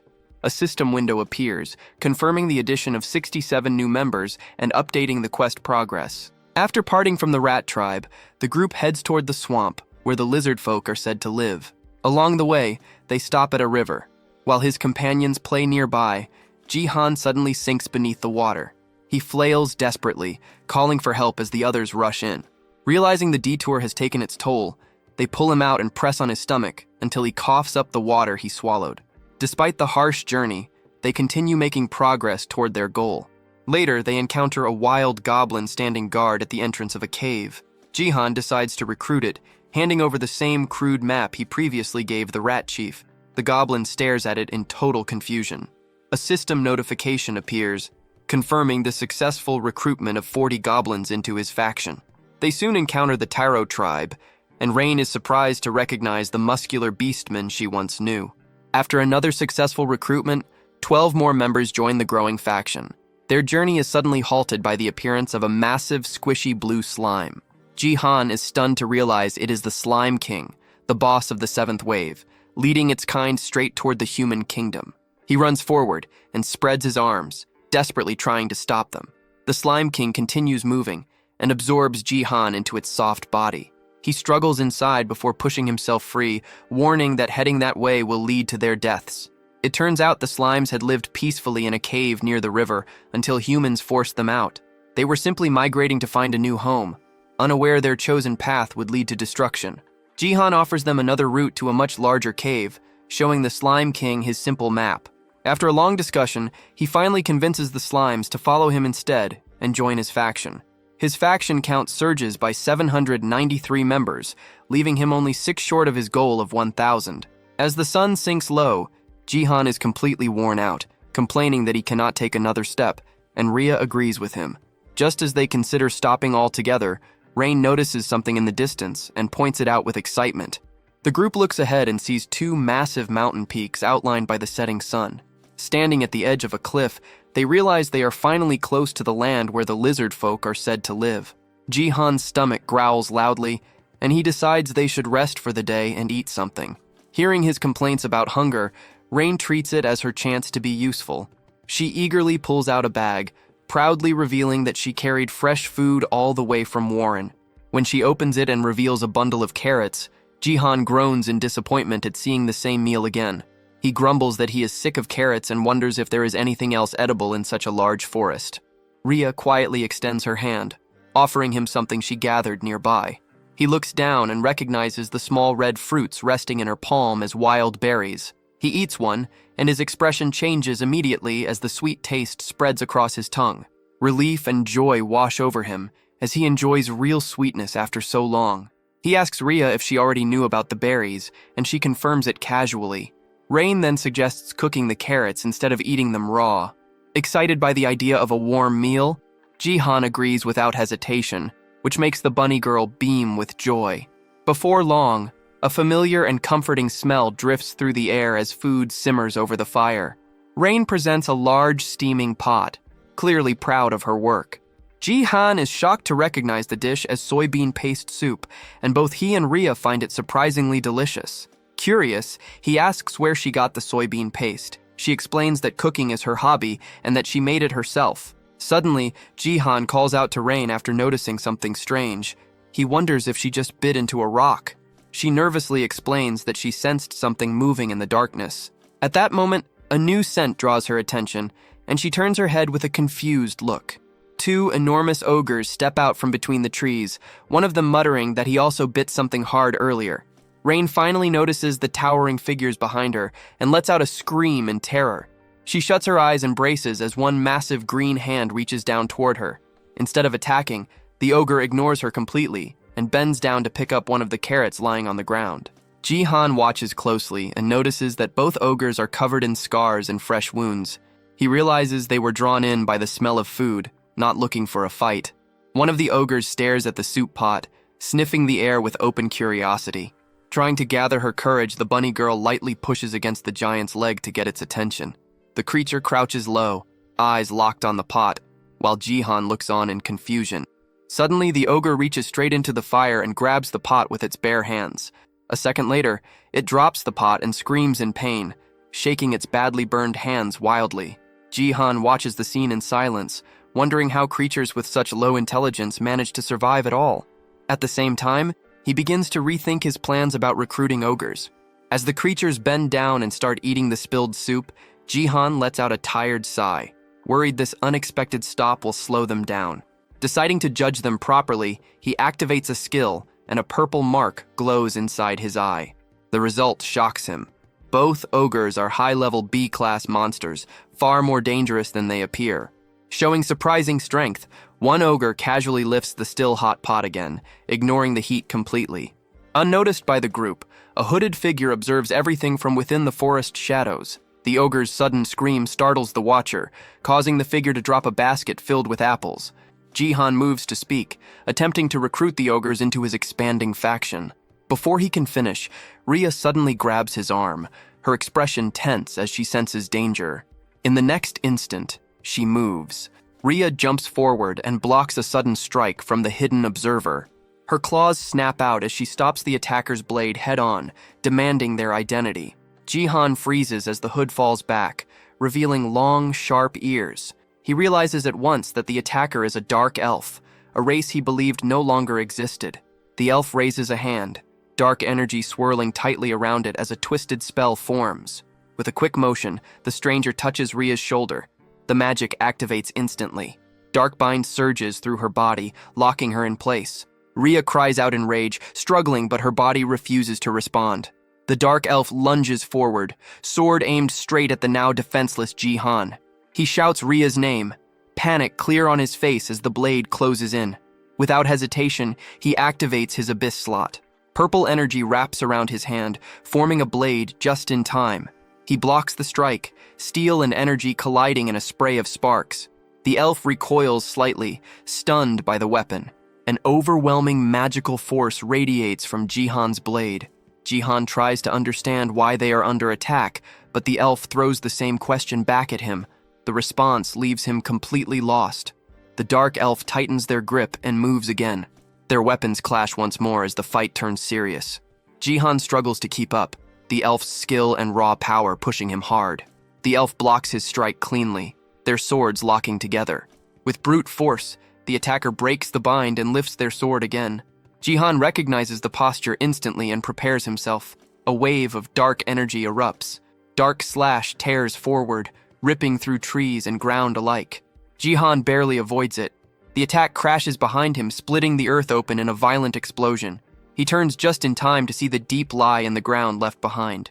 Breathing heavily, Jihan steadies himself, weapon ready. Across from him, the dark elf stands with blood running down their face. The elf is clearly shocked he survived the attack, but quickly suppresses the reaction. Jihan again demands an explanation. This time, the elf accuses them of harming the ogres. The claim leaves Jihan stunned. He struggles to understand what the elf means. Then he remembers. The wounds covering the ogres' bodies when they first appeared. The dark elf points sharply at one ogre, demanding an answer for its burned hands and earlier scream. Jihan hurriedly tries to explain that the ogre burned itself by grabbing the hot pot. The explanation only makes things worse. The elf twists his words, fury rising, and brands him a liar. Desperate to clear up the misunderstanding, Jihan turns to the ogre and seeks confirmation. He asks the creature directly whether his group caused those injuries, and the ogre denies it. Jihan then faces the elf again, presenting the ogre's response as proof they were innocent. The elf remains unconvinced and questions the ogre once more, asking if Jihan's group was responsible for the harm. The elf accuses Jihan of taking advantage of the ogre's low intelligence, refusing to accept his explanation. The clash resumes as their weapons collide again, the fight growing more intense. Jihan moves with raw frustration, dark energy flaring around his blade as he yells, trying to force the elf to listen. The attacker's eyes widen when Jihan swings his energy-infused weapon. The strike lands cleanly, tearing into the elf's shoulder as Jihan shouts his innocence. A strange sensation spreads through him, and he realizes the blow was a critical hit. Blood splashes onto the grass, confirming how deep the wound is. The elf staggers back, gripping the injured shoulder and admitting the attack carried unexpected power. From the side, Rhea watches while still bound, straining against the magic holding her in place. She senses the spell weakening and knows her chance to break free is close. Before anything else can happen, the elf moves faster than sight, appearing behind Jihan in an instant. Darkbind is cast again, freezing Jihan where he stands. Rhea sees the spell take effect and warns him not to move, knowing he is fully exposed. The elf explains that their village follows a rule, granting offenders one chance to confess. They demand he tell the truth and seek forgiveness from the ogres for attacking them. Jihan, filled with frustration, insists this is exactly what he has been trying to do as his eye glows red. The elf hesitates, startled by the sudden and threatening change in Jihan. Breaking through the paralysis, Jihan lunges forward, declaring his innocence one last time. He strikes the elf down, and one of the ogres calls out the attacker's name, Leo. Leo collapses on the ground, admitting they lowered their guard and never expected resistance. Staring up at Jihan, Leo begins to wonder if this human might actually be stronger. Grinding his teeth, the elf is left stunned and furious by the unexpected defeat. At that moment, Rhea finally breaks free of the binding magic. She grabs the elf from behind and locks him in a chokehold, warning him not to make sudden moves. Jihan recalls that the dark elf's binding skill has a perfect success rate on lower-grade targets. However, he also knows its effectiveness drops sharply against equal or higher grades. This is why he checked his own stats when he first entered this world. His attributes were heavily focused on critical rate and critical damage, an unusual build. More importantly, his status window showed no grade at all. He concluded that this meant his grade was at least A rank, possibly higher. That explained everything. It placed him on the same level as the A-rank elf and clarified why the second binding spell failed. With the immediate danger resolved, Rain looks toward her leader. Rain looks to her leader, asking what they should do next.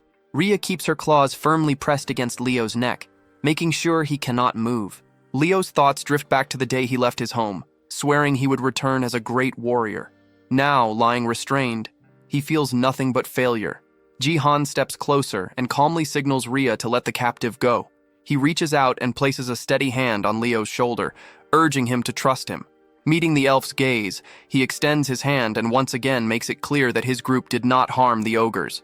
He then offers his help, promising to uncover who actually attacked Leo's people. At that moment, a system message appears, showing that their relationship has improved. Suddenly, a voice echoes from the darkness, announcing that it has finally found them. Jihan turns his head, focusing on the unseen presence. A knight clad in dark armor steps out from the forest, his blue eyes glowing coldly. With a cruel expression, the man mocks the ogres and warns that escape is pointless. Jihan's eyes widen in instant recognition as he notices the silver ring pierce through the man's lip. A silver ring caught the light, and the sight froze him for a brief second. Jihoon's thoughts spun as he recalled the man ahead, a knight with a silver ring set into his lip. It had all started over a small purple stone, yet that same knight was feared across the kingdom. He was the one who had wiped out the rat tribe. Heavy footsteps rang out, thud after thud, each step carrying weight and rank. Jihoon could not read the man's stats, but his instincts filled the gaps. 3 stars were etched into the knight's armor, marking him as an upper knight, A rank. There were countless A-rank knights in the realm, far too many to remember. The fact that this face felt unclear meant one thing. He was not a public hero, but a hidden blade. The knight moved closer, his face stiff and sharp as his eyes scanned Jihoon's group. He noted the strange mix before him, ogres, beast folk, and humans. Judging it as an odd pairing, his gaze settled on Leo. With a brief sound of interest, he studied the dark skin and pointed ears and understood at once, a dark elf. A thin laugh slipped out as he considered the value of such prey. To him, this chase had become a good find. Jihoon's thoughts hardened as the image of ruin matched the man before him. He wondered if this was truly the one who had torn through the rat tribe village. The knight showed no concern in confirming it, treating slaughter like a dull task. Seeing Jihoon speak so freely to a human stunned Leo. For a moment, he could not accept that his companion was addressing a human at all. When Jihoon pressed on, questioning whether this knight had also struck the ogres, the response came as loud, cruel laughter. That sound crushed any doubt Leo still held. Regret flooded him, forever mistrusting Jihoon. He bent his head and apologized again and again, owning his mistake. Jihoon stared, unsure why Leo had suddenly changed. Clenching his teeth, Leo understood that even without shared words, the truth was clear enough. In a flash, he burst forward, his speed sharp enough to shock even Jihoon, fast enough to claim first place in any race, if such things mattered now. Leo struck, his magic dagger flashing toward the knight. The blow was stopped cold by an armored hand. Steel took the hit, leaving the knight mostly unharmed. A crooked smile spread across the knight's face as he judged the gap in gear between them. A low laugh followed while he muttered something unclear and shifted his stance. Leo's thoughts raced. If the armor could not be broken, then flesh without cover was the answer.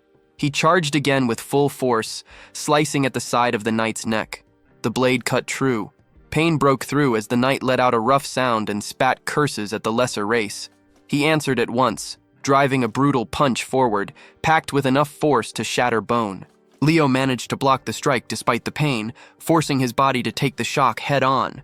Driven by rage, he attacked again with his dagger, aiming for the knight's chest, but the armor proved far tougher than he had expected. The blade shattered in his grip, and the sudden break left him frozen for a split second. Before he could recover, the knight answered with a crushing blow that sent Leo flying into the ground. The knight exhaled hard, thinking that he had gotten carried away. He reminded himself that this target was valuable property and should not be damaged too badly. The word property made Jihoon frown at once. Leo's body shook as he tried to stand, gathering every bit of strength he had left. The knight stopped him by pressing a boot down on his leg, pinning him in place. With a cold smile, the idea was repeated in his mind. Leo was merchandise. The knight then looked at Jihoon and the others, judging them the same way, only cheaper. He did not care why they were here, but if they belonged to the kingdom, they should already know how popular monster shows had become. The term monster show echoed in Jihoon's thoughts, leaving him confused. The knight looked down on him, treating him as an ignorant human who did not even know such things existed. Then understanding hit him.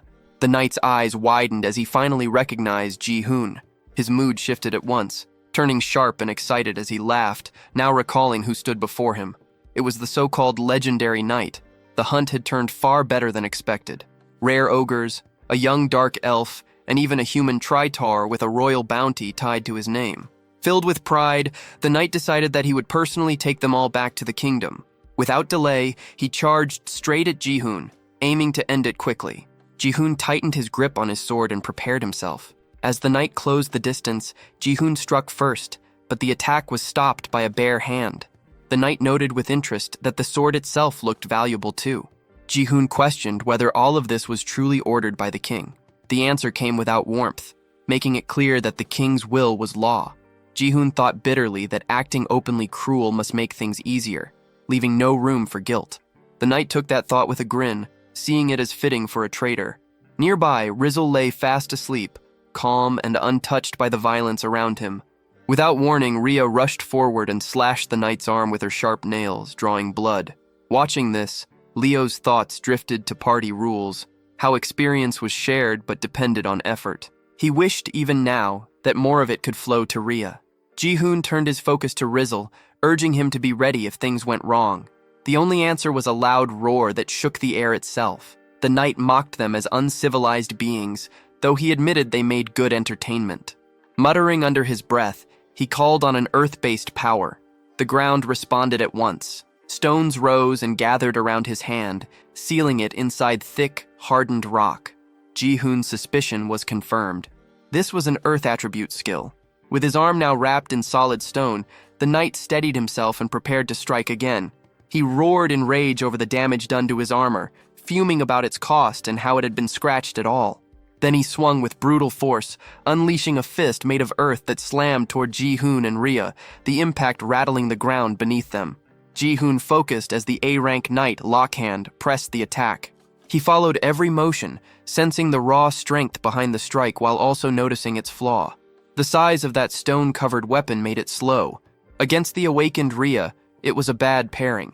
Even so, Ji-hoon understood that letting the fight drag on would only make things worse for them.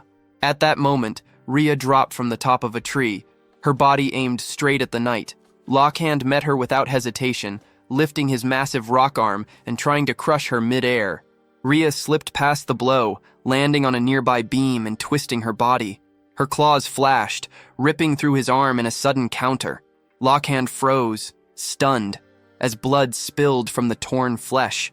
Nearby, Leo watched her rapid movements and could not hide his shock. In his mind, he marveled at how this beast folk moved faster than a cheetah. Rain turned toward Leo and offered to treat his wounds. Leo stared at her, caught off guard by the offer. She answered his look with an awkward smile, knowing healing was the only thing she could give. Without delay, she began to restore him, her hands giving off a faint glow as she focused on his injuries. On the other side, Rhea did not slow down. In just a few seconds, she struck again and again, her claws cutting through Lockhand with blinding speed. Deep gashes spread across the knight's hands, blood running down his arms. Even the orc nearby stood frozen, unable to accept how fast she was moving. Ji-hoon kept his eyes on Rhea, breaking down every step of her fight with the A-rank knight Lockhand. He saw clearly why a B-rank like her could hold her ground. The gap in speed was overwhelming. She was fighting on skill alone. Still, Ji-hoon knew that every transformation had a time limit. Without warning, Lockhand swung his stone arm wide and threw a heavy punch. The blow landed cleanly, smashing into Rhea with crushing force. Rain's cry cut through the noise as panic took hold. Rhea was hurled into a tree, crashing hard and letting out a low groan. Ji-hoon's face hardened as the thought crossed his mind that this might be the end. He shifted his footing, steadying himself. The angle of his next strike had to be exact. If he misjudged it, Rhea would be caught in it as well. He started to prepare Rizzle for an attack. Ji-hoon knew it was a waste to use Rizzle's wide-range strike on a single enemy, but that concern meant nothing next to Rhea's life. They had already earned enough battle experience by facing an A-rank knight. Just as he was about to move, Ji-hoon was stunned to see Leo charge forward again, gripping his broken sword as he rushed back toward Lockhand. Panic surged through Ji-hoon, unable to understand why Leo would throw himself in again. Lockhand fixed his glare on Leo, ordering him aside and warning that he would tear everything apart, valuable gear included, if it meant forcing him to kneel. Leo's eyes hardened. He refused to retreat, ready to give up his life because losing was not an option he could accept. He rushed in and struck, but the attack had no effect. Lockhand's low voice carried scorn as he dismissed the rumors about dark elves being dangerous due to debuff magic, calling it meaningless talk. He seized Leo and slammed him into the ground. His cruelty showed as he noted that Leo's poor intellect was helping calm his own anger. Leo was told not to fear for his life, since it still held value, but beasts that failed to know their place had to be beaten. Watching from afar, Ji-hoon questioned why the knight went this far. The answer came without warmth. Lockhand believed he was being merciful, but Leo was too ignorant to grasp it. In his view, Leo was not at fault. He was simply born into a savage, lesser race that howled instead of speaking. Leo clenched his teeth as memories flooded back. In his childhood, his strength had always been lacking. His father had tried to comfort him, telling him not to worry, promising that his magic would grow with time. Yet as the years passed, nothing changed. Whispers followed him everywhere, saying the chief's son had less magic than a child. People questioned how someone like him could be the heir of the tribe. Unable to endure the shame, Leo had left his home. As he walked away, he swore he would return stronger and walk the same path as his father. Back in the present, regret shook him. Thoughts of his father filled his mind, and he apologized in silence, crushed by the feeling that he had failed. Ji-hoon called out to him and threw his sword in his direction, urging him to take it. Leo caught the blade, and the moment his hand closed around the hilt, a massive flow of energy surged through him. Power flooded his body, and he realized that magic was pouring out of him without restraint. With that level of magic flowing through him, he was finally able to fight back. Leo rushed in, swinging the sword and driving it straight into Lockhand's chest. The knight did not move, not even a scratch appearing. Lockhand burst into loud laughter, treating the attack as nothing more than a joke. Jihoon watched Leo closely, breaking down the motion of the strike, noting the diagonal path from the upper right down to the lower left. Then Leo let out a roar as the sword released an even greater surge of power. Energy poured out without restraint. He attacked again, using everything left in his body. Light exploded from the blade, spreading through the forest and lighting up everything around them. The force behind it stunned everyone who witnessed it. Lockhand was hit head-on and hurled far away as the ground split apart beneath him. His armor, clothes, and all his gear shattered and were wiped out completely.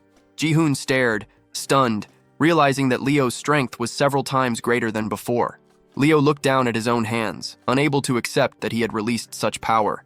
His strength ran out at once, and he dropped to the ground, eyes fixed on the sword, as he wondered what kind of weapon it really was. Jihoon immediately turned his attention to Rain, urging her to treat Leo and Ria at once. Rain answered without delay, her resolve clear as she moved to help. Not far away, Lockhand lay on the ground, barely alive, yet still able to curse, raging that such lesser races dared to stand against him. Jihoon stepped forward and threw his sword toward the fallen knight, forcing his focus away from empty insults and toward a different kind of talk. Jihoon's gaze sharpened as he showed calm interest in the kingdom itself. He pressed the blade tight against Lockhand's neck, making the threat clear without words. From that moment on, any lie or refusal would carry a price. Jihoon began questioning him at once, first demanding to know the number of soldiers in the kingdom. Lockhand answered that when archers and foot soldiers were counted together, the total exceeded 3,000. Jihoon followed up by asking about soldiers like Lockhand who operated outside the royal palace. Lockhand admitted he did not know how many subjugation forces existed. Jihoon pressed further, questioning what those forces were meant to do. Lockhand's eyes darkened as old memories surfaced.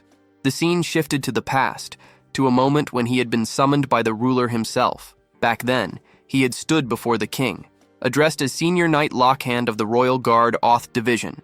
Lockhand had answered the summons with respect, and the ruler had stated the need for stronger arms.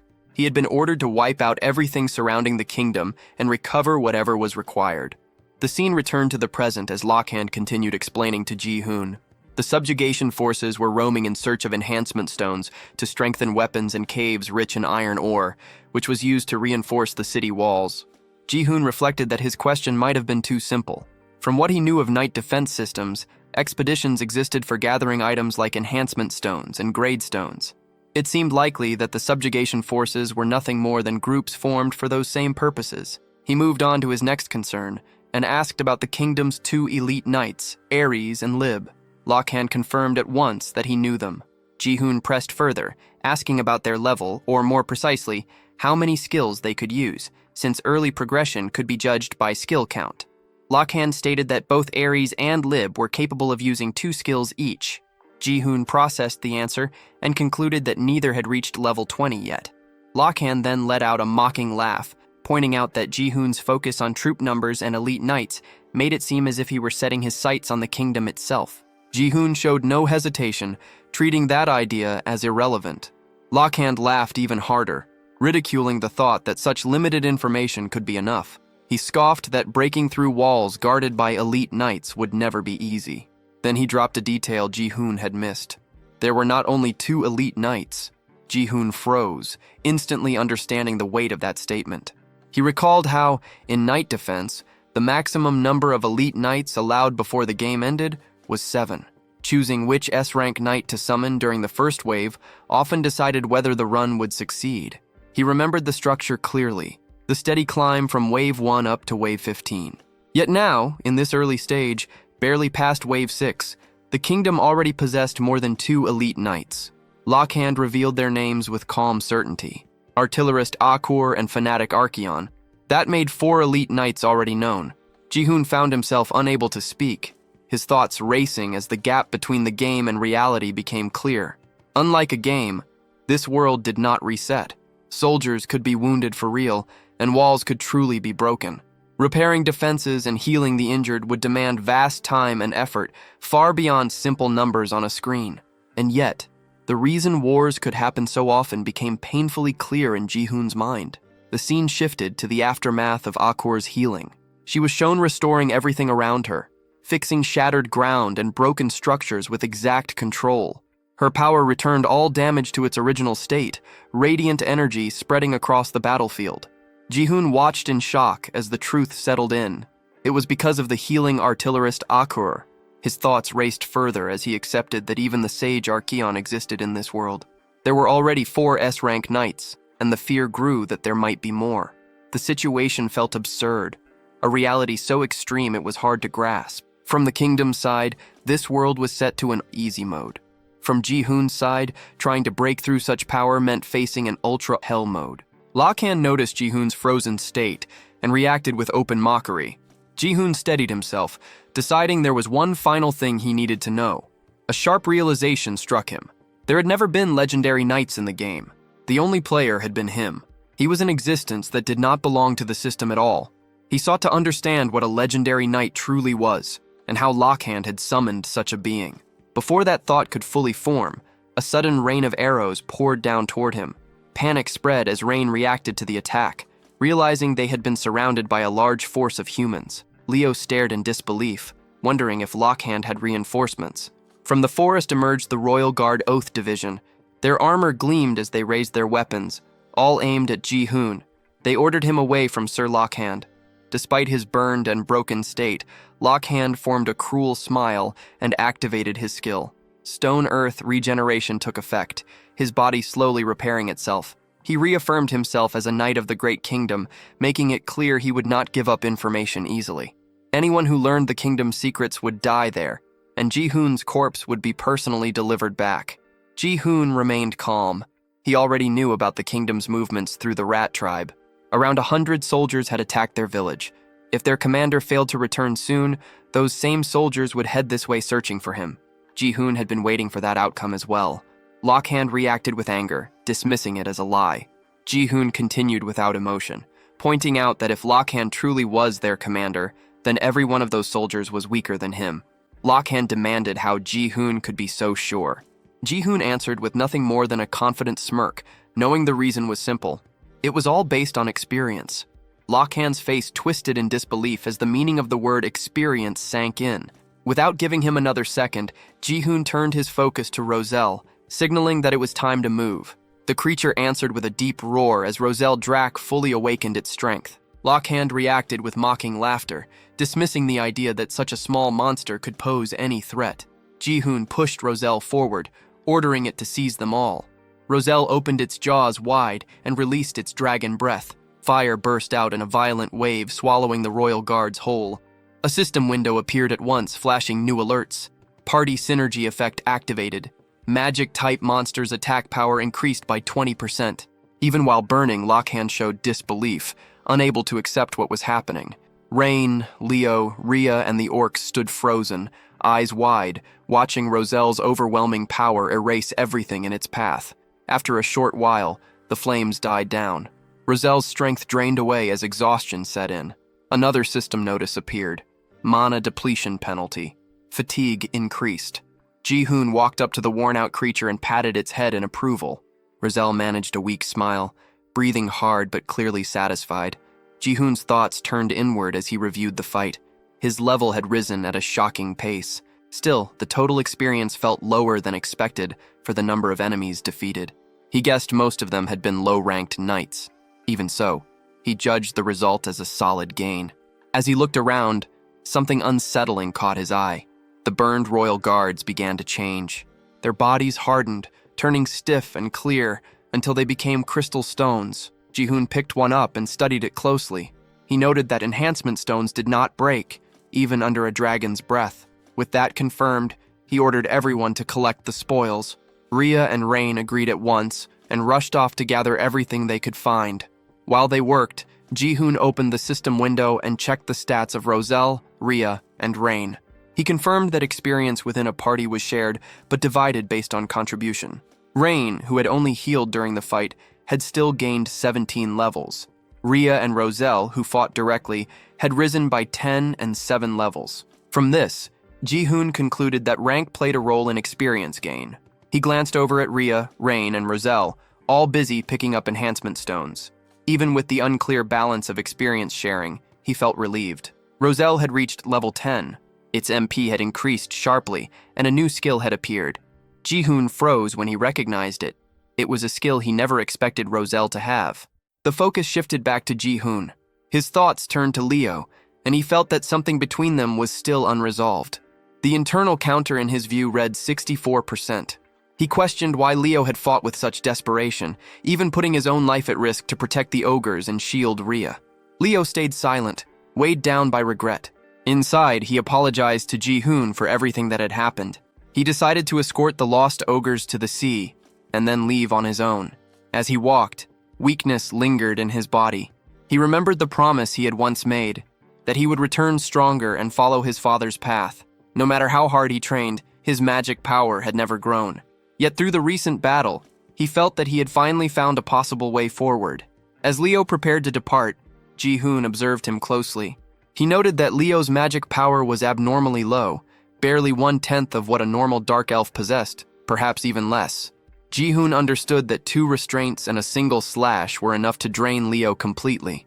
Leo was taken aback, wondering how Jiune could know such details when he was not even a dark elf. Jiune explained it inwardly as a special ability unique to himself. Leo accepted the explanation more easily than expected, though embarrassment crept in, as if his weakness had been fully exposed.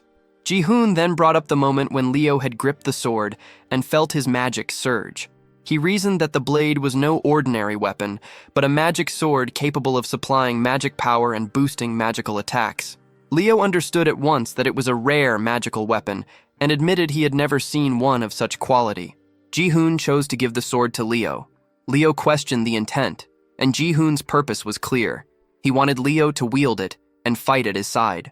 Leo recalled that dark elves did not normally join forces with other races. Still, Jiune pressed the point that Leo wished to grow stronger. Jiune understood Leo's condition well. His magic power was lacking, but his physical ability was far beyond that of other dark elves. The real weaknesses were his low magic reserves and poor magic attack strength. Leo reluctantly admitted that this judgment was correct. Among dark elves, those with weak magic were treated as worthless. That was the reason Leo had been traveling in search of a way to increase his magic power. Jiune then took an enhancement stone and rubbed it against the sword, confident that the issue could be fixed. He believed Leo's physical talent was unmatched among his kind and offered to help him build the magic power he lacked. Jiune was capable of continuously increasing the weapon's magical output. He pulled out a B-rank enhancement stone and began the enhancement process. Leo watched in disbelief as the attempt failed. The magic power did not rise at all. Jiune tried once more. From afar, Rain noticed the flashes coming from the enhancement stones and felt puzzled by what she was seeing. At last, the sword's magic power rose. Jiune named the blade Scream Spike and noted that it had reached an impressive +11 enhancement. He showed that he could continue enhancing weapons and made it clear that he planned to push Leo's magic power to its limit. Leo thought it over carefully. If this method truly allowed him to grow stronger, then it was not submission, but a reasonable deal. After some hesitation, Leo agreed to join for 10 years. Nothing beyond that, just temporarily. Jiune accepted, though something felt strange to him, since 10 years hardly sounded short at all. Leo wondered if there was an issue, while Jiune insisted that 10 years was sufficient. Jiune introduced himself as Kim Jiune, and Leo gave his name as Leonard Bell Leon. At that moment, Rhea, Rain, and Rizzle returned carrying a huge number of enhancement stones. Jiune was caught off guard by how many there were.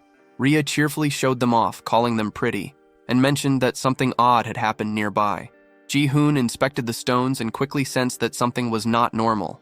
Leo examined them as well, and excitement spread as everyone realized the value of what they had found. Jiune later explained that they ate together and talked for a long time. The discussion centered on the cruel actions of humans and the recent attacks they had faced. He brought up the enhancement stones carried by the knights, pointing out that while their number, around 220, was smaller than the stash found at Rhea's home, many of them were still high grade. Among those stones, there was one unexpected and extremely valuable piece. Jiune instructed Rain to use it, and she followed his guidance. As she did, a red aura spread out from her body. The system window appeared, confirming that the D-grade grade stone had reached an 85% chance of grade growth and that the attempt had succeeded. Her level was adjusted due to experience redistribution, dropping from 26 to 21. Jihoon checked the result and asked about her condition. Rain felt a little dizzy, but at the same time, she sensed a strong surge of power inside her. Jihoon encouraged her to keep going and pushed her to try again. Rain reacted with excitement and continued repeating the process over and over until morning finally arrived. The next day, Jihoon stated that they headed toward the swamp where the lizard folk lived. He explained that ogres favored places close to water, and that Leo Arbel Lion had been guiding the lost ogres along rivers toward the sea. Because of this, Jihoon convinced the lizard folk to gather and move with them to Warren, since Warren also had access to the ocean. The group kept moving together along the path. As the journey stretched on, Leo wondered if Jihoon was already growing tired. Jihoon felt annoyed and pointed out that they had only been walking for a few days, and that the others were the strange ones for thinking it was long. Leo reacted with confusion, which led Jihoon to complain that Leo's name was far too long and awkward to say. Leo allowed him to choose any name that felt easier. Jihoon settled on Bell, a choice that caught Leo off guard by how much it shortened his full name. Without warning, Rain pointed ahead, signaling something in the distance that might be their destination. She felt an uneasy presence coming from that direction. Leo shared his concern, admitting that gathering the lizard folk was a smart move, but also stressing that they were a race as strong as dark elves. Because of that strength, they would never easily submit to anyone. Jihoon answered calmly, drawing a quiet comparison to Leo's own situation and making it clear the matter was his to handle. As he showed a faint, confident smile, something felt wrong. A strange presence revealed itself, and from the side, the leg of a creature came into view, as if it had been watching them the entire time. The group continued forward and entered a shallow pool. The ogres sank the moment they stepped in. Both struggled at once, sinking deeper and falling into trouble, while Rhea walked across the water's surface with ease, clearly enjoying herself. Leo noticed the ogres drifting farther away, panic spreading as they sank, and reacted in shock at how far they had already gone. As the ogres continued to sink, Leo stopped them. He then stepped onto the water himself and moved forward to help, while Jihoon watched with growing tension. At that moment, someone approached Jihoon and calmly explained the situation. Ogres were usually 5 to 6 meters tall and weighed several dozen tons, making swamp crossings nearly impossible for such slow and heavy bodies. Jihoon turned toward the speaker and recognized the figure as a lizard folk. The newcomer identified himself as Linak. Behind them, the ogres were still struggling in the water. Rhea looked at Linak and confirmed that he was indeed lizard folk. Linak informed them that beyond the swamp lay a lizard folk settlement. Jihoon stated that meeting the lizard folk was the reason they had come this far. Linak warned them that the lizard folk did not welcome other races stepping into their land and assumed they already understood that risk. Jihoon answered that anything of value was always found near danger and noted that Linak seemed unusually confident about something. Linak asked for the reason they wanted to meet the lizard folk, and Jihoon revealed their goal of borrowing the lizard folk's strength to strike the kingdom. Linak laughed at that and explained that after leaving his village, he had wandered for many years and seen firsthand the cruelty of humans. Because of that, he understood why such different races, humans, beast folk, dark elves, and ogres, had gathered for the same cause. Hearing this, Leo let out a quiet breath of relief. At that moment, Razel floated over and settled on Jihoon's head. Linak wondered who the small figure was, and Jihoon introduced the child as his friend, Razeldrak. Razel yawned again, and Jihoon noted that the child slept often. Linak accepted him as a friend and explained that convincing the chieftain would not be easy, since it was the chieftain's birthday. He added that the chieftain was young and cautious, and that they would need to show enough power to succeed. He wished them luck with their plan, and said he would take care of the ogres in the meantime. Leo hesitated, feeling uneasy, but Jihoon insisted and respectfully asked Linak for help, even calling him an old man. Leo questioned how Jihoon could trust someone so quickly, but Jihoon urged him to follow and called him Bell. Leo objected, pointing out that he had never met Linak before and that such trust felt reckless. Jihoon reassured him and asked him to believe, explaining inwardly that the old man had a high level of affinity with him. Leo glanced at Rayan and wondered if Jihoon had once again seen through everything with that strange ability. Rayan hesitantly agreed. Linek then called the ogres over and told them to come with him. At first, the ogres refused, insisting they could not follow just anyone. Linek understood their caution and offered them food instead. The ogres quickly softened, admitted they were hungry, and agreed to follow him. The group moved toward Mudrak village. Linek mentioned that Mudrak would be lively that day, though the thick fog made it hard to see much. Jiune asked how much farther they had to go. Before long, they arrived at the lizard folk village of Mudrak. Jiune noted that he had never imagined a village could exist deep inside the swamp. Rayan pointed out that perhaps because it was the chieftain's birthday, no one seemed to be around. Jiune decided they should head inside anyway. Rayan worried about entering without permission, but Jiune pointed out that waiting forever was pointless, and that meeting the chieftain was necessary. Leo reflected that they had followed Linek only because they trusted Jiune and believed there had to be a way to persuade the village. Rhea stated with confidence that Jiune always did what he promised and made it clear that she believed in him completely. Leo asked whether she liked Jiune, and Rhea flushed at once, stumbling over her denial and embarrassment while questioning why such a thing would even be asked. Before the moment could stretch further, Jiune suddenly stopped, sensing something unusual. Rhea asked what he had heard, and Rain confirmed that she had begun to notice it as well. Jiune focused and picked out the sound clearly. It was a heavy pounding, coming from a specific direction. He pointed toward it, signaling the source. Rhea warned him to stay alert, but before he could respond, a lizard folk soldier launched an attack straight at him. Jiune reacted instantly, dodging the strike and recognizing the attackers at once. Leo intercepted another soldier's blow, while Rhea leapt forward, striking back and forcing the soldiers away from Jiune. She moved in to attack again, but Jiune stopped her, telling her to wait. Before she could pull back, a soldier struck her hand, leaving her injured.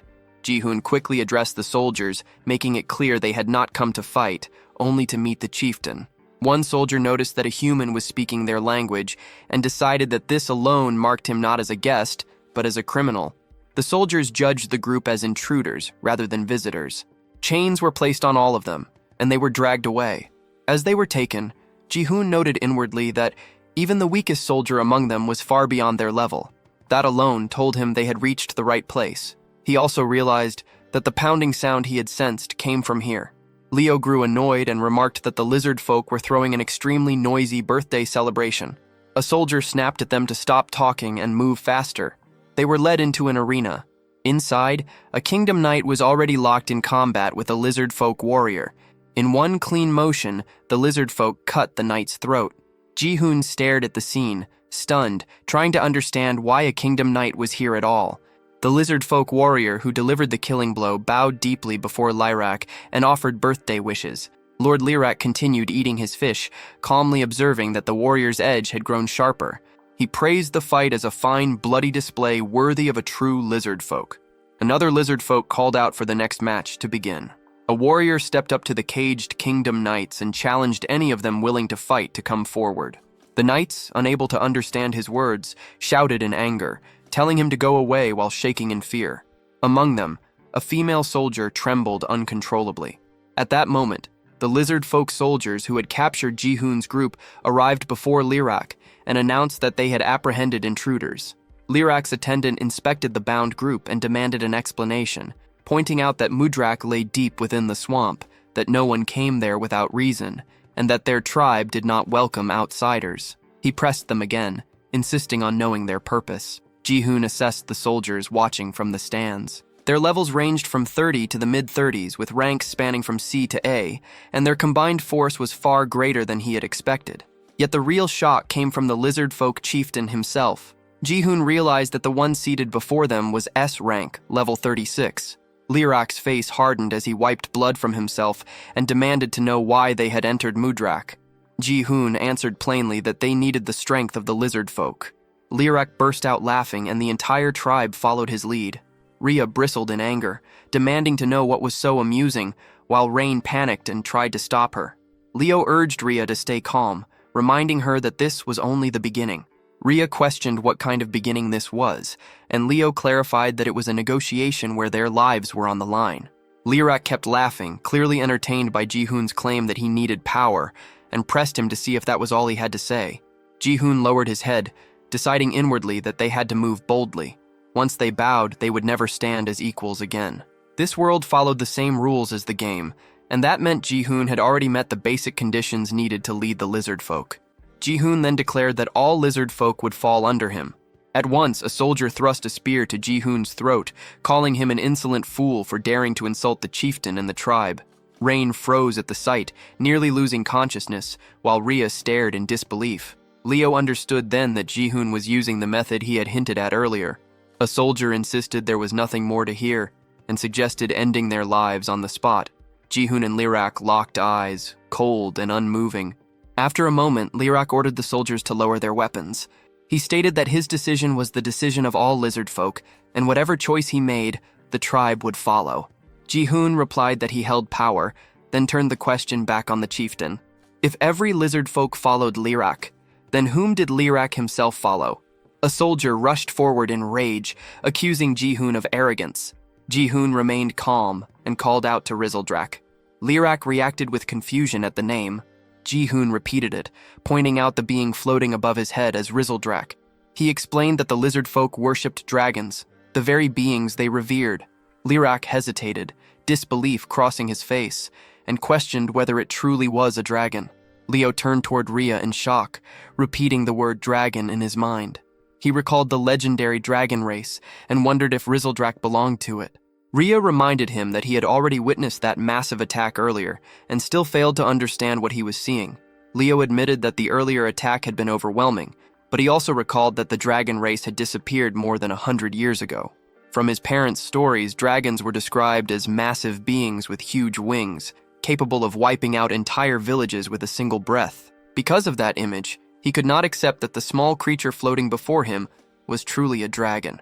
Lirak acknowledged that his people worshipped dragons and followed their will as absolute law. Even so, he insisted that the being above Jihoon was not a dragon. The lizard folk soldiers erupted in anger, shouting that the intruders were mocking the dragon race. They demanded that the outsiders be executed at once. One soldier drove a spear close to Jihoon's neck and looked to the chieftain for a final call. Jihoon assessed the situation in silence.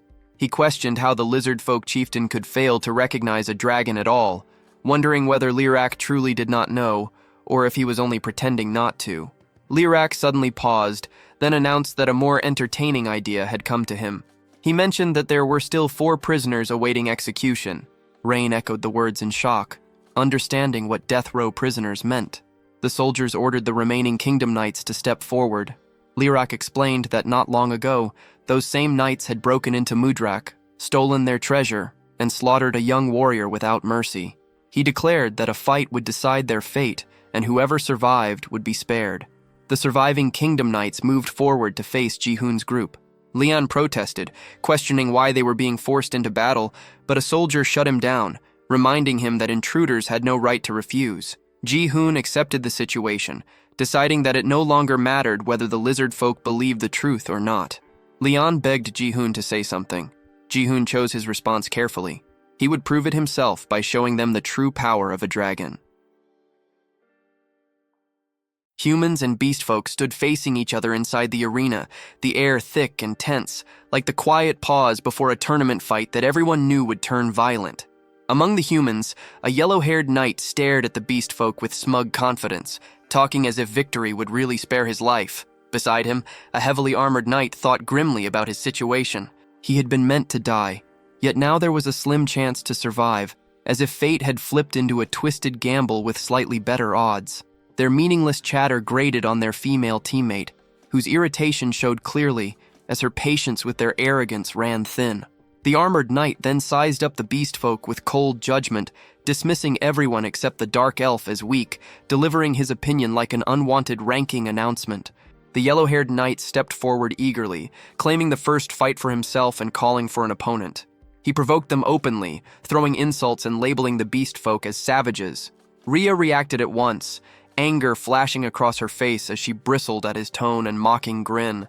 Nearby, Leon radiated killing intent, already imagining the end of all of them, skipping ahead in his mind as if this were the final battle. At that moment, the lizard folk duel instructor addressed everyone and laid out the rules. The fight would be one-on-one, and the loser would die immediately. The arena was no longer a stage, but a place with no return. The yellow-haired knight turned to Jiune and asked for the rules to be explained. Jiune conveyed them plainly. After hearing them, the knight casually invited anyone to step forward, treating the duel like a light spar instead of an execution. Jiune watched the knights closely and began judging them by their star count. There were 3 A-rank knights present. The one standing at the front, however, was only mid-B rank. Jiune instantly marked him as the weakest one, the kind of enemy that pretended to be dangerous while clearly not measuring up. With that in mind, he turned to Rain and suggested that she take the fight. Rain froze, caught off guard, doubt rising as she questioned herself. Jiune reassured her, certain that she had grown strong enough and needed to trust that strength. Rain thought back to the power she had received from the chieftain. She realized that something within her had changed since that day. She could no longer stay in the back forever, carrying supplies while others bled and fought. With resolve settling in, Rain stepped forward. If she was going to fight someday anyway, then she would face it now. As the duel was decided, everyone else cleared the arena. Only the 2 fighters remained, and the space suddenly felt wider, emptier, and far more dangerous. Jiune glanced toward Liarch, recalling the earlier words about how the lizard folk worshipped dragons and followed their chosen will as absolute law. Back in the present, Jiune looked at Liarch again and reflected that he already held 2 solid proofs that Rizal was a dragon. He knew he could expose the truth right away. Still, with Rain's recent rise in rank, this duel was a rare chance for real combat experience, something that could not be skipped or fast-forwarded. Inside the arena, the yellow-haired knight stared at Rain in disbelief, clearly shocked that she was the one facing him. Rain stood there nervously, her fear obvious in her stiff posture. The knight judged her at once, recognizing her as a rabbit beast folk, what he believed to be the weakest race of all. He thought that even if he won and lived, there would be no honor in defeating someone like her. Rain trembled as she looked at his harsh face, fear almost visible through her ears. Then the duel began. The yellow-haired knight activated his power, deciding that a single strike would be enough, since anything more would stain his family's name. He stepped forward and unleashed his Thunder God sword style, releasing a powerful lightning slash aimed straight at Rain. A sharp blast tore through the arena, smoke and shockwaves spreading outward. Rain felt alarm rise in her chest, but Jiune remained completely calm, watching as if this were a scene whose ending he already knew. He thought that the old D-rank Rain would have been frozen in terror by such an attack. Now, however, Rain stood in a different place altogether. As the smoke cleared, Rain suddenly turned and ran, fleeing across the arena in panic and signaling surrender. She believed that continuing meant certain death, and was convinced that defeating someone that strong was impossible. This reaction caught Jiune slightly off guard. The yellow-haired knight, however, was furious. Being shamed like this enraged him. He chased after her, sword raised, moving in to strike again. Rain felt fear overwhelm her as the threat closed in, her body shaking as danger pressed closer. At that critical instant, Jihune's earlier words surfaced in her mind, reminding her that she had grown stronger and needed to trust that strength. Rain realized that if all she ever did was run, nothing would change. With that thought, she jumped and dodged the knight's attack with unexpected speed. Flames suddenly burst from her body, shocking everyone watching. Jiune reacted in disbelief, understanding at once that this had to be Rain's new skill. Wrapped in fire, Rain swung her arm and struck the knight across the face with a burning slap. The impact sent him flying backward, flames trailing as he crashed hard into the ground. The entire arena fell silent, stunned, as if the story itself had suddenly been turned upside down. Jiune let a faint smile form, thinking that if things had turned truly dangerous, he would have stepped in, stopped the duel, and exposed Rain as a dragon to flip the entire situation. He never expected, however, that Rain would win by her own strength. The yellow-haired knight lay crumpled near his teammates, his state completely ruined, looking less like a proud noble and more like a failed run cut short. Rain stood frozen, staring at her own hands as the truth sank in. This power was real, and it was hers. Joy surged through her. She turned toward her companions and celebrated her victory with pure excitement. The response she received was just as energetic, praise thrown back at her performance. Jiune congratulated Rain, judging that from now on, she would likely stand as the strongest rabbit beast folk alive. Those words made Rain beam with happiness, and her level climbed to 18. Leon watched quietly and reflected that Rain had barely trained at all, yet she had clearly changed. No, grown, beyond what he expected. He then looked at Jiune with a small smile, Realizing that Jihoon's strength had a way of making others stronger as well, choosing to follow him felt like the right decision. Rain was officially declared the winner of the match. Even then, the yellow-haired knight, still sprawled on the ground, clung to the thought that as long as he was alive, he had not truly lost. That illusion ended instantly. A lizard folk soldier stepped forward and killed him on the spot, declaring his defeat without pause. The sight shattered the female teammate's resolve, and she finally broke down, unable to endure anymore. The instructor then called for the next human fighter to enter the arena. Without delay, the female knight stepped forward. Leon reacted in shock, noticing that she had slipped into the arena in an instant, her movement almost impossible to follow. Jihoon thought back. He could not clearly remember the A-rank knight he had faced in the forest, but this woman was different. He remembered her well. She was the yellow current beauty sword, Kalhera. At a glance, she looked ordinary, but beneath that surface, she was anything but. Kalhera formed a twisted smile, having reached her limit after witnessing too much pain that day.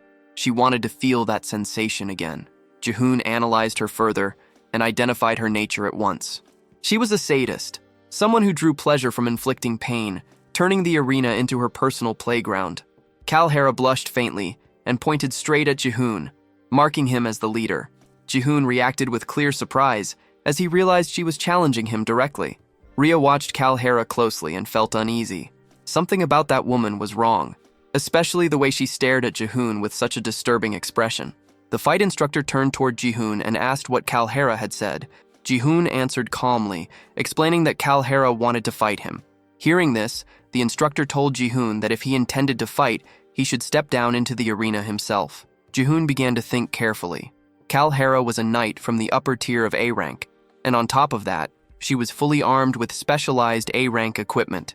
Even among A-rank knights, she stood on a completely different level. Logically, taking such a risk made little sense.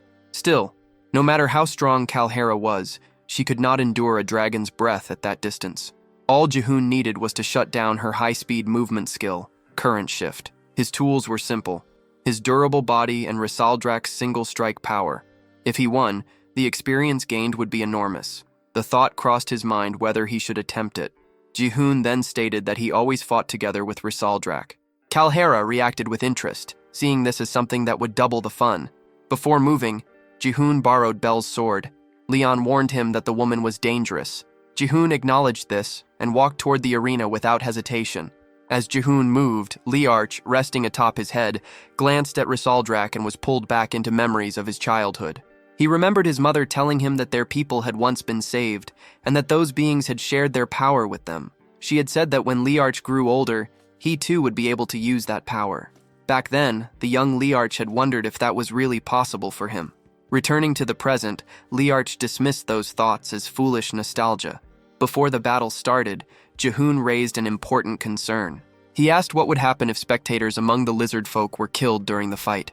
Risaldrak answered coldly that the arena was far too large for humans to fight properly and gave the signal to begin. Kalhera looked at Jihoon with a faint smile, her thoughts dark and twisted. She weighed whether she should stab him or slice him apart, her imagination drifting in a way that felt closer to a nightmare than a duel. After deciding, she raised her sword forward, satisfied with her choice. Leon watched anxiously and noticed something off about her stance as she gripped the blade, even from that distance. Without warning, Kalhera activated yellow current thunderbolt magic inside her sword and hurled it forward at terrifying speed toward the guards. The guards barely managed to block the attack with their shields. Leon was stunned. Throwing a sword infused with lightning magic was a technique that could end a fight instantly if the opponent did not understand what was happening.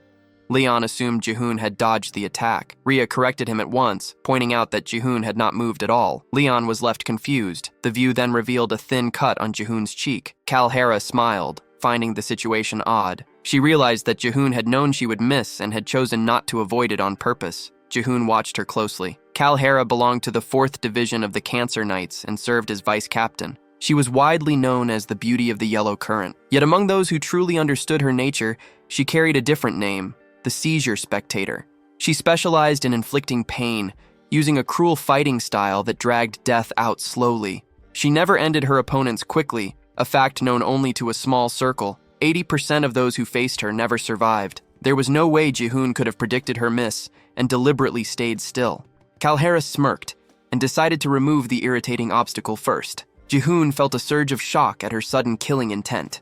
She grinned again, convinced that this reaction proved she was right, and launched another strike. Jiune barely avoided it, deflecting with his sword. Leon immediately understood how bad the situation was for Jiune. Jiune had no ranged weapons and no long-distance magic. Rhea argued that he only needed to dodge and counterattack. Jiune told Rizel to stay right behind him. Leon pointed out that Jiune was nowhere near as fast as Rhea. The only way Jiune could deal damage was through a direct charge. With no hesitation left, Jiune rushed straight at Calhera. She welcomed him with a warped smile, eager to savor every expression he would show as he suffered. She formed an electric ring around herself using yellow current lightning. The shock hit Jiune instantly. Rhea cried out in alarm. The Lizardfolk King watched without any visible reaction. Jiune groaned as electricity tore through his body. Calhera laughed openly, enjoying the look on his face as he endured the pain. She wanted to see what expression would come next, pushing him to show her more. Jiune broke the situation down in his mind.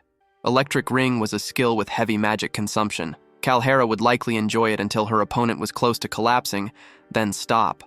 But once it ended, the pain afterward would be far worse than what he felt now. Calhera kept laughing, fascinated, wondering how it felt as his blood vessels were torn apart. She wondered whether the sensation stung him or thrilled him, driven by a need to know what he felt. Jiune realized that he had already endured the assault for 10 seconds. Calhera's current level was no higher than 29. That placed her maximum magic power at around 1500. Current Shift consumed 400 MP. Electric Cloud used 100 MP. Electric Ring drained 50 MP per second. If Jiune could hold out for 11 more seconds, she would lose access to Current Shift entirely. Calhera grew irritated, disliking the calm look on Jihune's face. Jiune remained composed, thinking that pain could only be understood by taking a hit directly. The system window activated, displaying a notice that magic immunity nullified lower-tier magic attacks. Jiune immediately commanded Roselle to unleash Dragon's Breath. Roselle released the attack straight at Calhera. She muttered her hatred for pain as the blast hurled her away, smashing her into the ground. The Lizardfolk King witnessed the scene and was struck by a sudden memory. Someone from long ago had once told him that their people had been saved, and that power had been shared with them. It was said that when Liart grew up, he too would be able to wield that power. The moment lingered, heavy with understanding, as the meaning of that forgotten promise began to surface again. Roselle's dragon breath left the surrounding area half destroyed. Every lizard folk stood frozen, unable to move. From a distance, the Lizard Folk King observed the scene with sharp focus. He understood at once that this was power inherited from the Dragonkin. Dragon's Breath was an ability only the rarest lizard folk warriors could achieve, those who had reached the absolute pinnacle. The fact that such power came from such a small being was almost impossible to accept. Leon supported Jihune's injured body and helped him stand. Jiune then addressed all the lizard folk, certain that they, more than anyone else, had already felt it. He made it clear that the only one present capable of using Dragon's Breath was Relak himself, their chieftain. All lizard folk revered dragons, and even if they already sensed the truth, he would now make it undeniable who they were meant to serve. The Lizard Folk King asked for the dragon's name. Jiune answered that it was Roselle Drac. At that instant, Roselle's eyes began to glow. Power surged through his body as he started shifting into a more mature form. Outside the arena, a deep red aura flooded the area with overwhelming energy. An elderly lizard folk, seeing the red light, understood at once that the ancient legend had awakened. The remaining lizard folk, the knights, Rain, and Rhea, were all left completely stunned. Even the Lizard Folk King stood frozen as he witnessed Roselle Drac's true form. Roselle Drac released a thunderous roar, and a system window appeared, announcing that the blood of the dragon had awakened, allowing a mature shift to temporarily take on a full adult body. Jiune recognized Roselle Drac at once as the boss of the 99th wave, the cold-blooded dragon known as Roselle Drac. The Lizard Folk King dropped to his knees before him, having seen the truth with his own eyes. He accepted Roselle Drac as the legend passed down through scale and blood and acknowledged him as the true dragon. Rylak, chieftain of the lizard folk, swore from that moment forward to serve Roselle Drac as their sovereign. After him, every lizard folk knight also knelt. Leon watched in disbelief, realizing that Jiune had succeeded in uniting the lizard folk. Jiune let out a smirk, thinking about the absurd difficulty of the situation, and finally admitted to himself that he had become Leon's equal. Roselle Drac beat his wings and rose into the air. The pressure alone was enough to make Rain collapse. Leon could not even remain standing, understanding that a single flap of those wings carried crushing power. As Roselle Drac climbed higher, his roar echoed across the sky. Jiune watched with a satisfied smile, convinced that the legend had truly taken form. He decided that this time, he would create a new legend in this world. Then something important crossed Jihun's mind. Atop Roselle Drac, the boss of the 99th wave, there was a tiny speck, clearly shaped like a person. Not long after, Roselle Drac's power faded, his strength drained, and he shrank back into his small form. Before he could fall, Jiune caught him. Jiune praised Roselle for unleashing Dragon's Breath and achieving a mature shift, acknowledging his effort. Roselle felt pleased by the praise. Jiune noted that the transformation had only been temporary and far too brief. A system window appeared, announcing that the main quest had been completed. Another faction expansion had been cleared, reaching 255 out of 1,000, exceeding the requirement by more than 100 and raising the chance of high-tier rewards. Exceeding the target by over 200 further increased those chances. A reward was granted in the form of a random grade stone with the option to claim it immediately or later. A stone emerged from within Roselle. Jiune recognized it as a grade stone capable of upgrading an A rank into an S rank. Another system message followed, stating that upon reaching level 10, Jihune's existence was now defined by his accumulated achievements. Confused, Jiune wondered what that meant. The system clarified that he was now a third kind of being, neither human nor monster. He could hear the screams of the fallen and draw their power into the real world.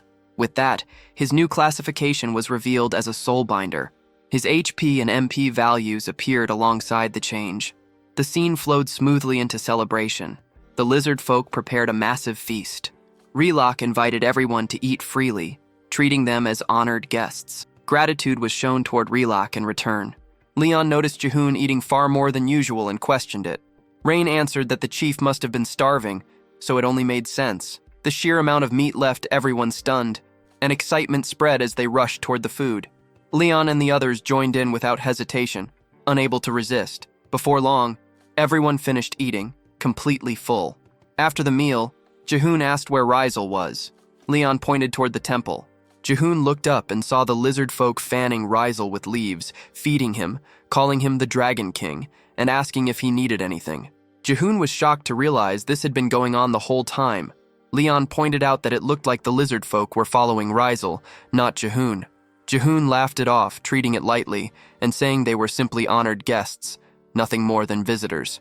He did not care, as long as someone followed them. He claimed that Rizal was him, and he was Rizal.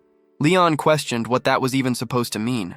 Jiune brushed it aside, calling it just one of those things, and suggested they rest for the day since tomorrow would be busy. Suddenly, Leon sensed something, and said someone was watching them. Jiune replied that he could not see anyone. Leon looked at Jihune's expression and commented that he looked frightening. The scene then shifted to the kingdom. An injured knight stumbled back into the castle, muttering that he had to report what happened. From the castle walls, soldiers noticed him and stared into the distance. The following morning, the castle's residents examined the raft that had carried the bandits driven off by Jiune. Meanwhile, the group of bandits is escorted by a castle knight. As they complain of thirst, their request for water is denied, with the explanation that their only right at the moment is to wait for the king's decision. The bandit leader then notices a poster bearing Jihune's face, and it does not take long before the group arrives at the castle. Standing before the king, some of the bandits beg for forgiveness, while the guards order everyone to remain silent and feel ashamed for stealing the king's treasures and begging for mercy. After that, the situation becomes an outright affront. Suddenly, the doors of the hall open again, and the warrior who managed to escape the lizard folk lands enters. The king's advisors ask why Arkor, the warrior's name, has come alone, since he is a subordinate of Rock Hands. Arkor explains that he returned alone because none of the others survived. His entire group was wiped out. The advisor then asks who was responsible, and Arkor explains that he survived only because he was positioned in the rear, and that the one responsible for the attack was the legendary warrior summoned by the king. Alongside a small flying monster, this revelation leaves the king completely stunned. Arkor continues his account, saying that because of injuries to his leg, he had to remain still until the monsters fell asleep.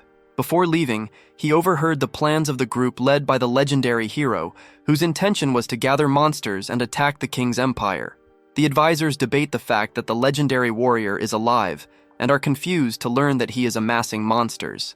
Barker is then asked where the legendary warrior is, but he cannot say for certain. He is interrupted by the bandit leader, who claims they are in the Fox Cave. The king asks him to repeat himself, and without hesitation, the man declares that he knows the legendary warrior's hideout. The king immediately orders his advisors to gather all elite knights at the castle. He declares that a punitive force will be formed, led by the elite knights. The subordinates waste no time carrying out the king's orders, much to the bandit leader's delight, as he will finally have revenge for what happened to his brother.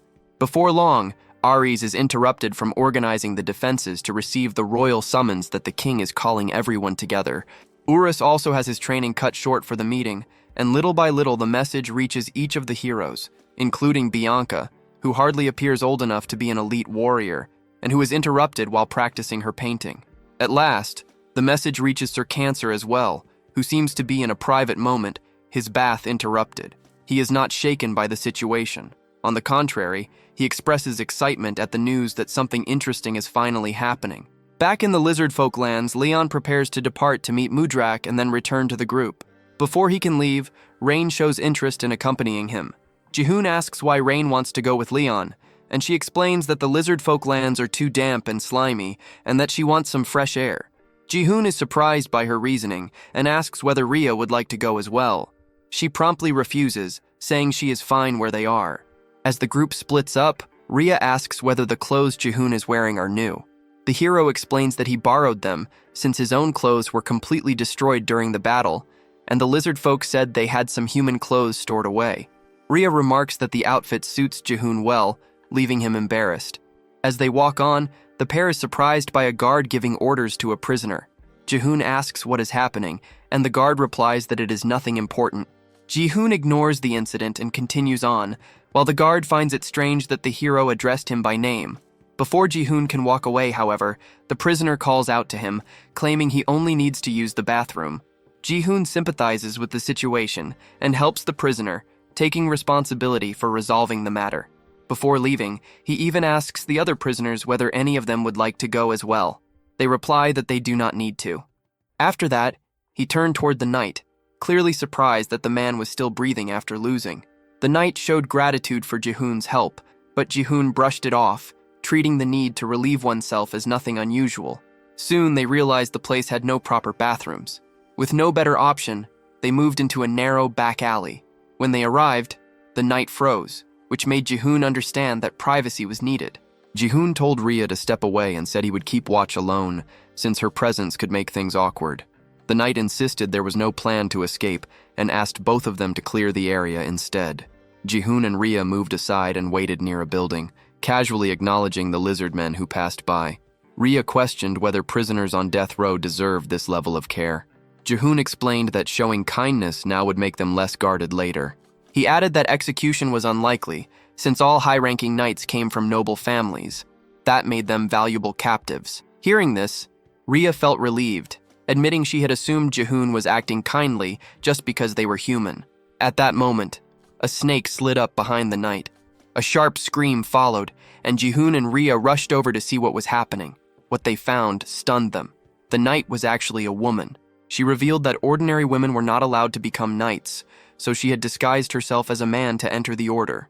They escorted her back to the cell and walked away while continuing their discussion. Meanwhile, deep in the forest, Leon and Rain moved through the swamp.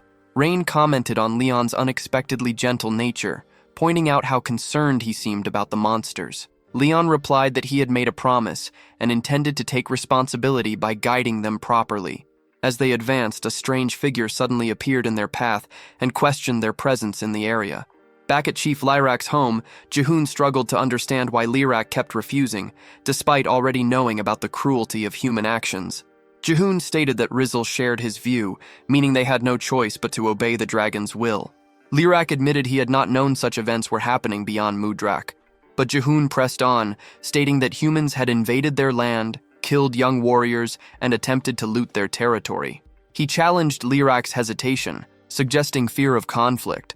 Lirak denied being afraid of fighting. Just then, sounds came from outside as someone entered the room. Jiune was taken aback when an elder lizardman appeared. The elder explained that there was only one reason for the delay.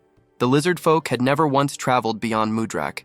Lirak questioned why Reinark had come. Ria was surprised to learn they were acquainted, though only slightly since they belonged to the same race. Lirak revealed that Reinark was the former chief. That made sense to Jiune. When he had checked the lizard folk's status before, there had only been 2 S-rank individuals.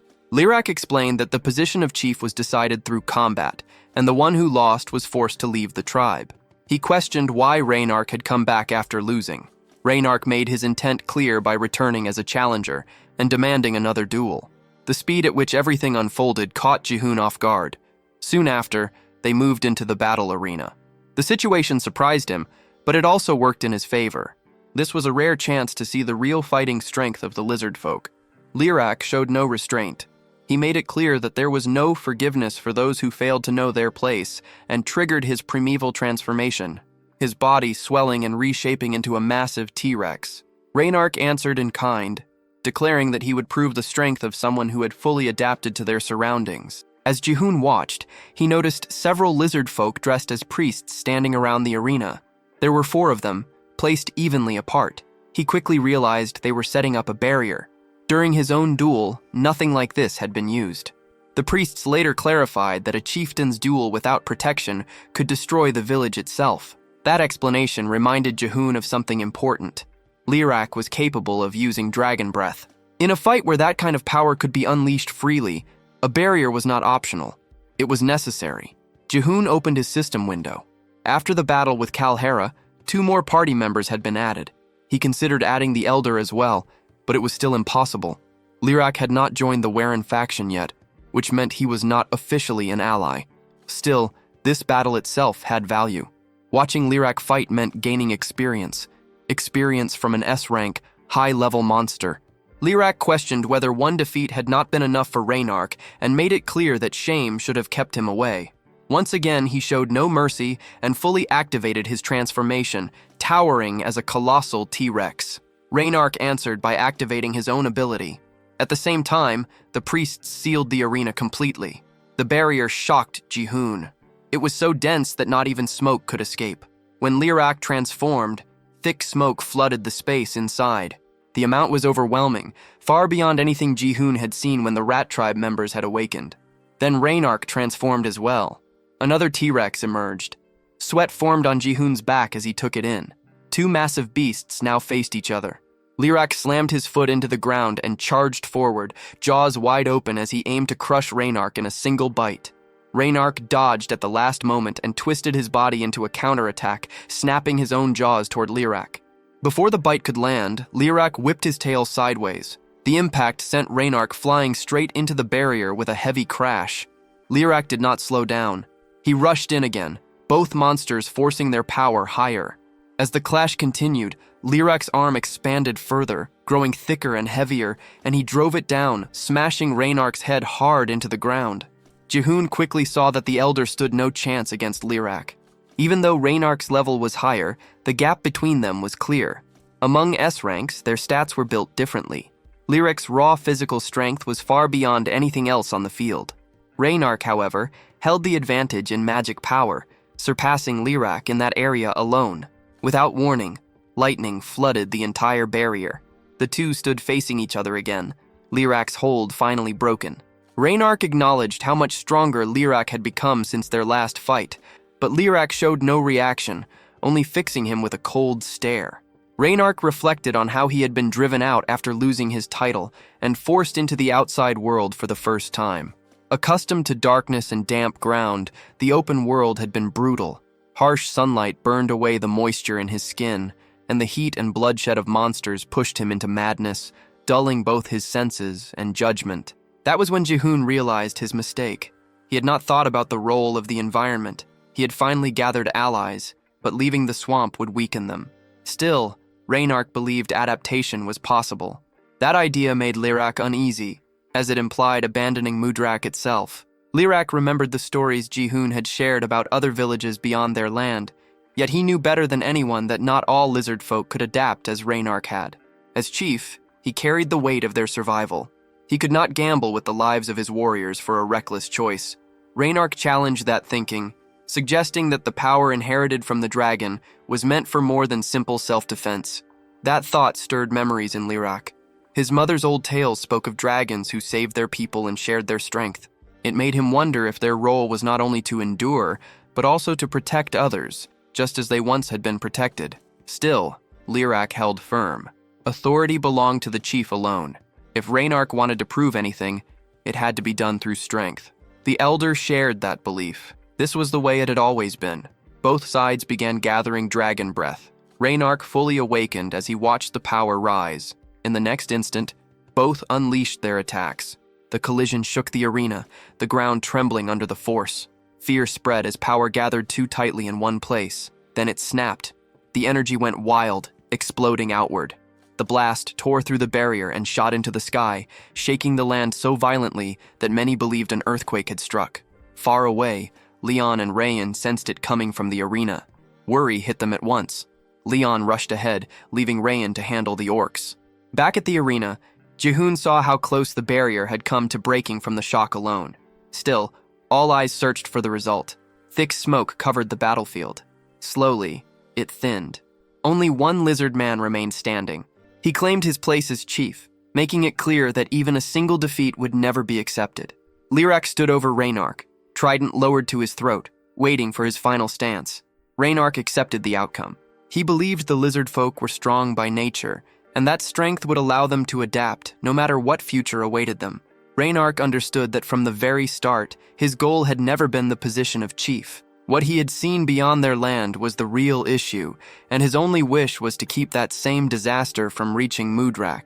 Jiune came to understand that every wave existed for a reason, especially after witnessing what had happened to the rat tribe. In the game's original flow, the lizard folk were meant to invade the nearby kingdom around the 30th wave. That event was likely tied to the outcome of this very battle. Reynark's efforts had worked. The course of the story remained intact. He ordered the priests to treat the fallen opponent. If anything had truly changed, it was the timing. Jiune had forced the story forward earlier than it should have been. At that moment, another system window appeared before Jiune, catching him completely off guard. An emergency quest had been triggered. The mission was clear: stop the expeditionary force. The alert showed that S-rank knights were already on the move, leaving Jiune confused about how things had escalated so fast. Leon rushed over, demanding to know what was happening. Jiune told them that Warren was in danger. In the capital, the city gates opened wide as armored knights marched out in formation, heading east. From atop the castle walls, Ares watched them go, teeth clenched in frustration. Only a few hours earlier, the king had summoned the elite knights to the throne room. 6 had answered the call, excluding the one already away on a mission. Present were Ares of the 1st Hamal Knights, Uros of the 2nd Aldebaran Knights, Bianca of the 3rd Gem Knights, Cancer of the 4th Tark Knights, Lib of the 7th Zubanel Knights, and Akur of the 11th Saddle Squad Knights. The king explained that a legendary knight was gathering monsters and declared Uros the commander of the subjugation force. Orders were given to leave only minimal troops behind for wall defense. This mission had a single goal: total annihilation. Ares watched the army disappear into the distance, stunned that he had once again been assigned to wall duty. Akur and Cancer remained behind as well, with Cancer openly complaining about having to walk on dirt. Ares questioned her presence, recalling that she had mentioned losing contact with her subordinates sent north. Cancer dismissed the concern and turned it back on him, hinting that he might be worried about her. Ares corrected that assumption, stating his concern was for her missing troops, and warned her not to twist his words. That response clearly annoyed her. She complained that staying behind was dull, and Ares bluntly told her to leave if she found it so unbearable. Just then, a man approached Cancer and asked whether she truly planned to sit out the subjugation. If so, he needed to know whether her existing schedule should remain unchanged. Cancer stood there, unsure what the man even meant, until he explained that her day was already packed with shows and social events. The idea only added to her confusion. Nearby, Akur approached Ares and questioned why he seemed so eager for battle, hinting that it might be driven by personal desire. Ares pushed back at that thought, refusing to be seen as someone who loved war for its own sake. He made it clear that his goal was to help fulfill the king's vision, and that meant wiping out the monsters as fast as possible. Akor noted that his thinking differed from Archaon's, which made Ares question whether she was lumping him together with a mad cultist. The comparison clearly irritated him. Elsewhere in the city, children were running around an old man, playing at being knights and monsters. The old man spoke in strange terms, describing himself as both human and monster, a star that existed between the sky and the ground. One of the children pointed upward, noticing a star shining even though it was still daytime. As the old man followed the child's gaze, he saw it clearly. Another binary star had appeared. 2 stars now stood alone in the open sky. Back in Mudra, confusion spread as news of the human invasion reached everyone. Jiune realized there was no time to waste and asked how long it would take to reach Warren. His party estimated 3 days at his normal pace. Jiune immediately decided that was too slow. They needed to arrive within a single day. Rhea calculated that it was possible if they ran without stopping. Jiune chose to send Leon and Rhea ahead first. He told them he would contact them later with further instructions. Before letting them go, he stopped them briefly and handed over rank evolution stones. As the stones were used, a burst of light followed. Lyrak sensed something change at once. The flow of power within the fox beastkin had shifted. Rhea's rank rose to A, and she felt an odd sensation run through her body, something unfamiliar and unsettling. Jiune then looked down at the A-rank evolution stone he had received as a quest reward.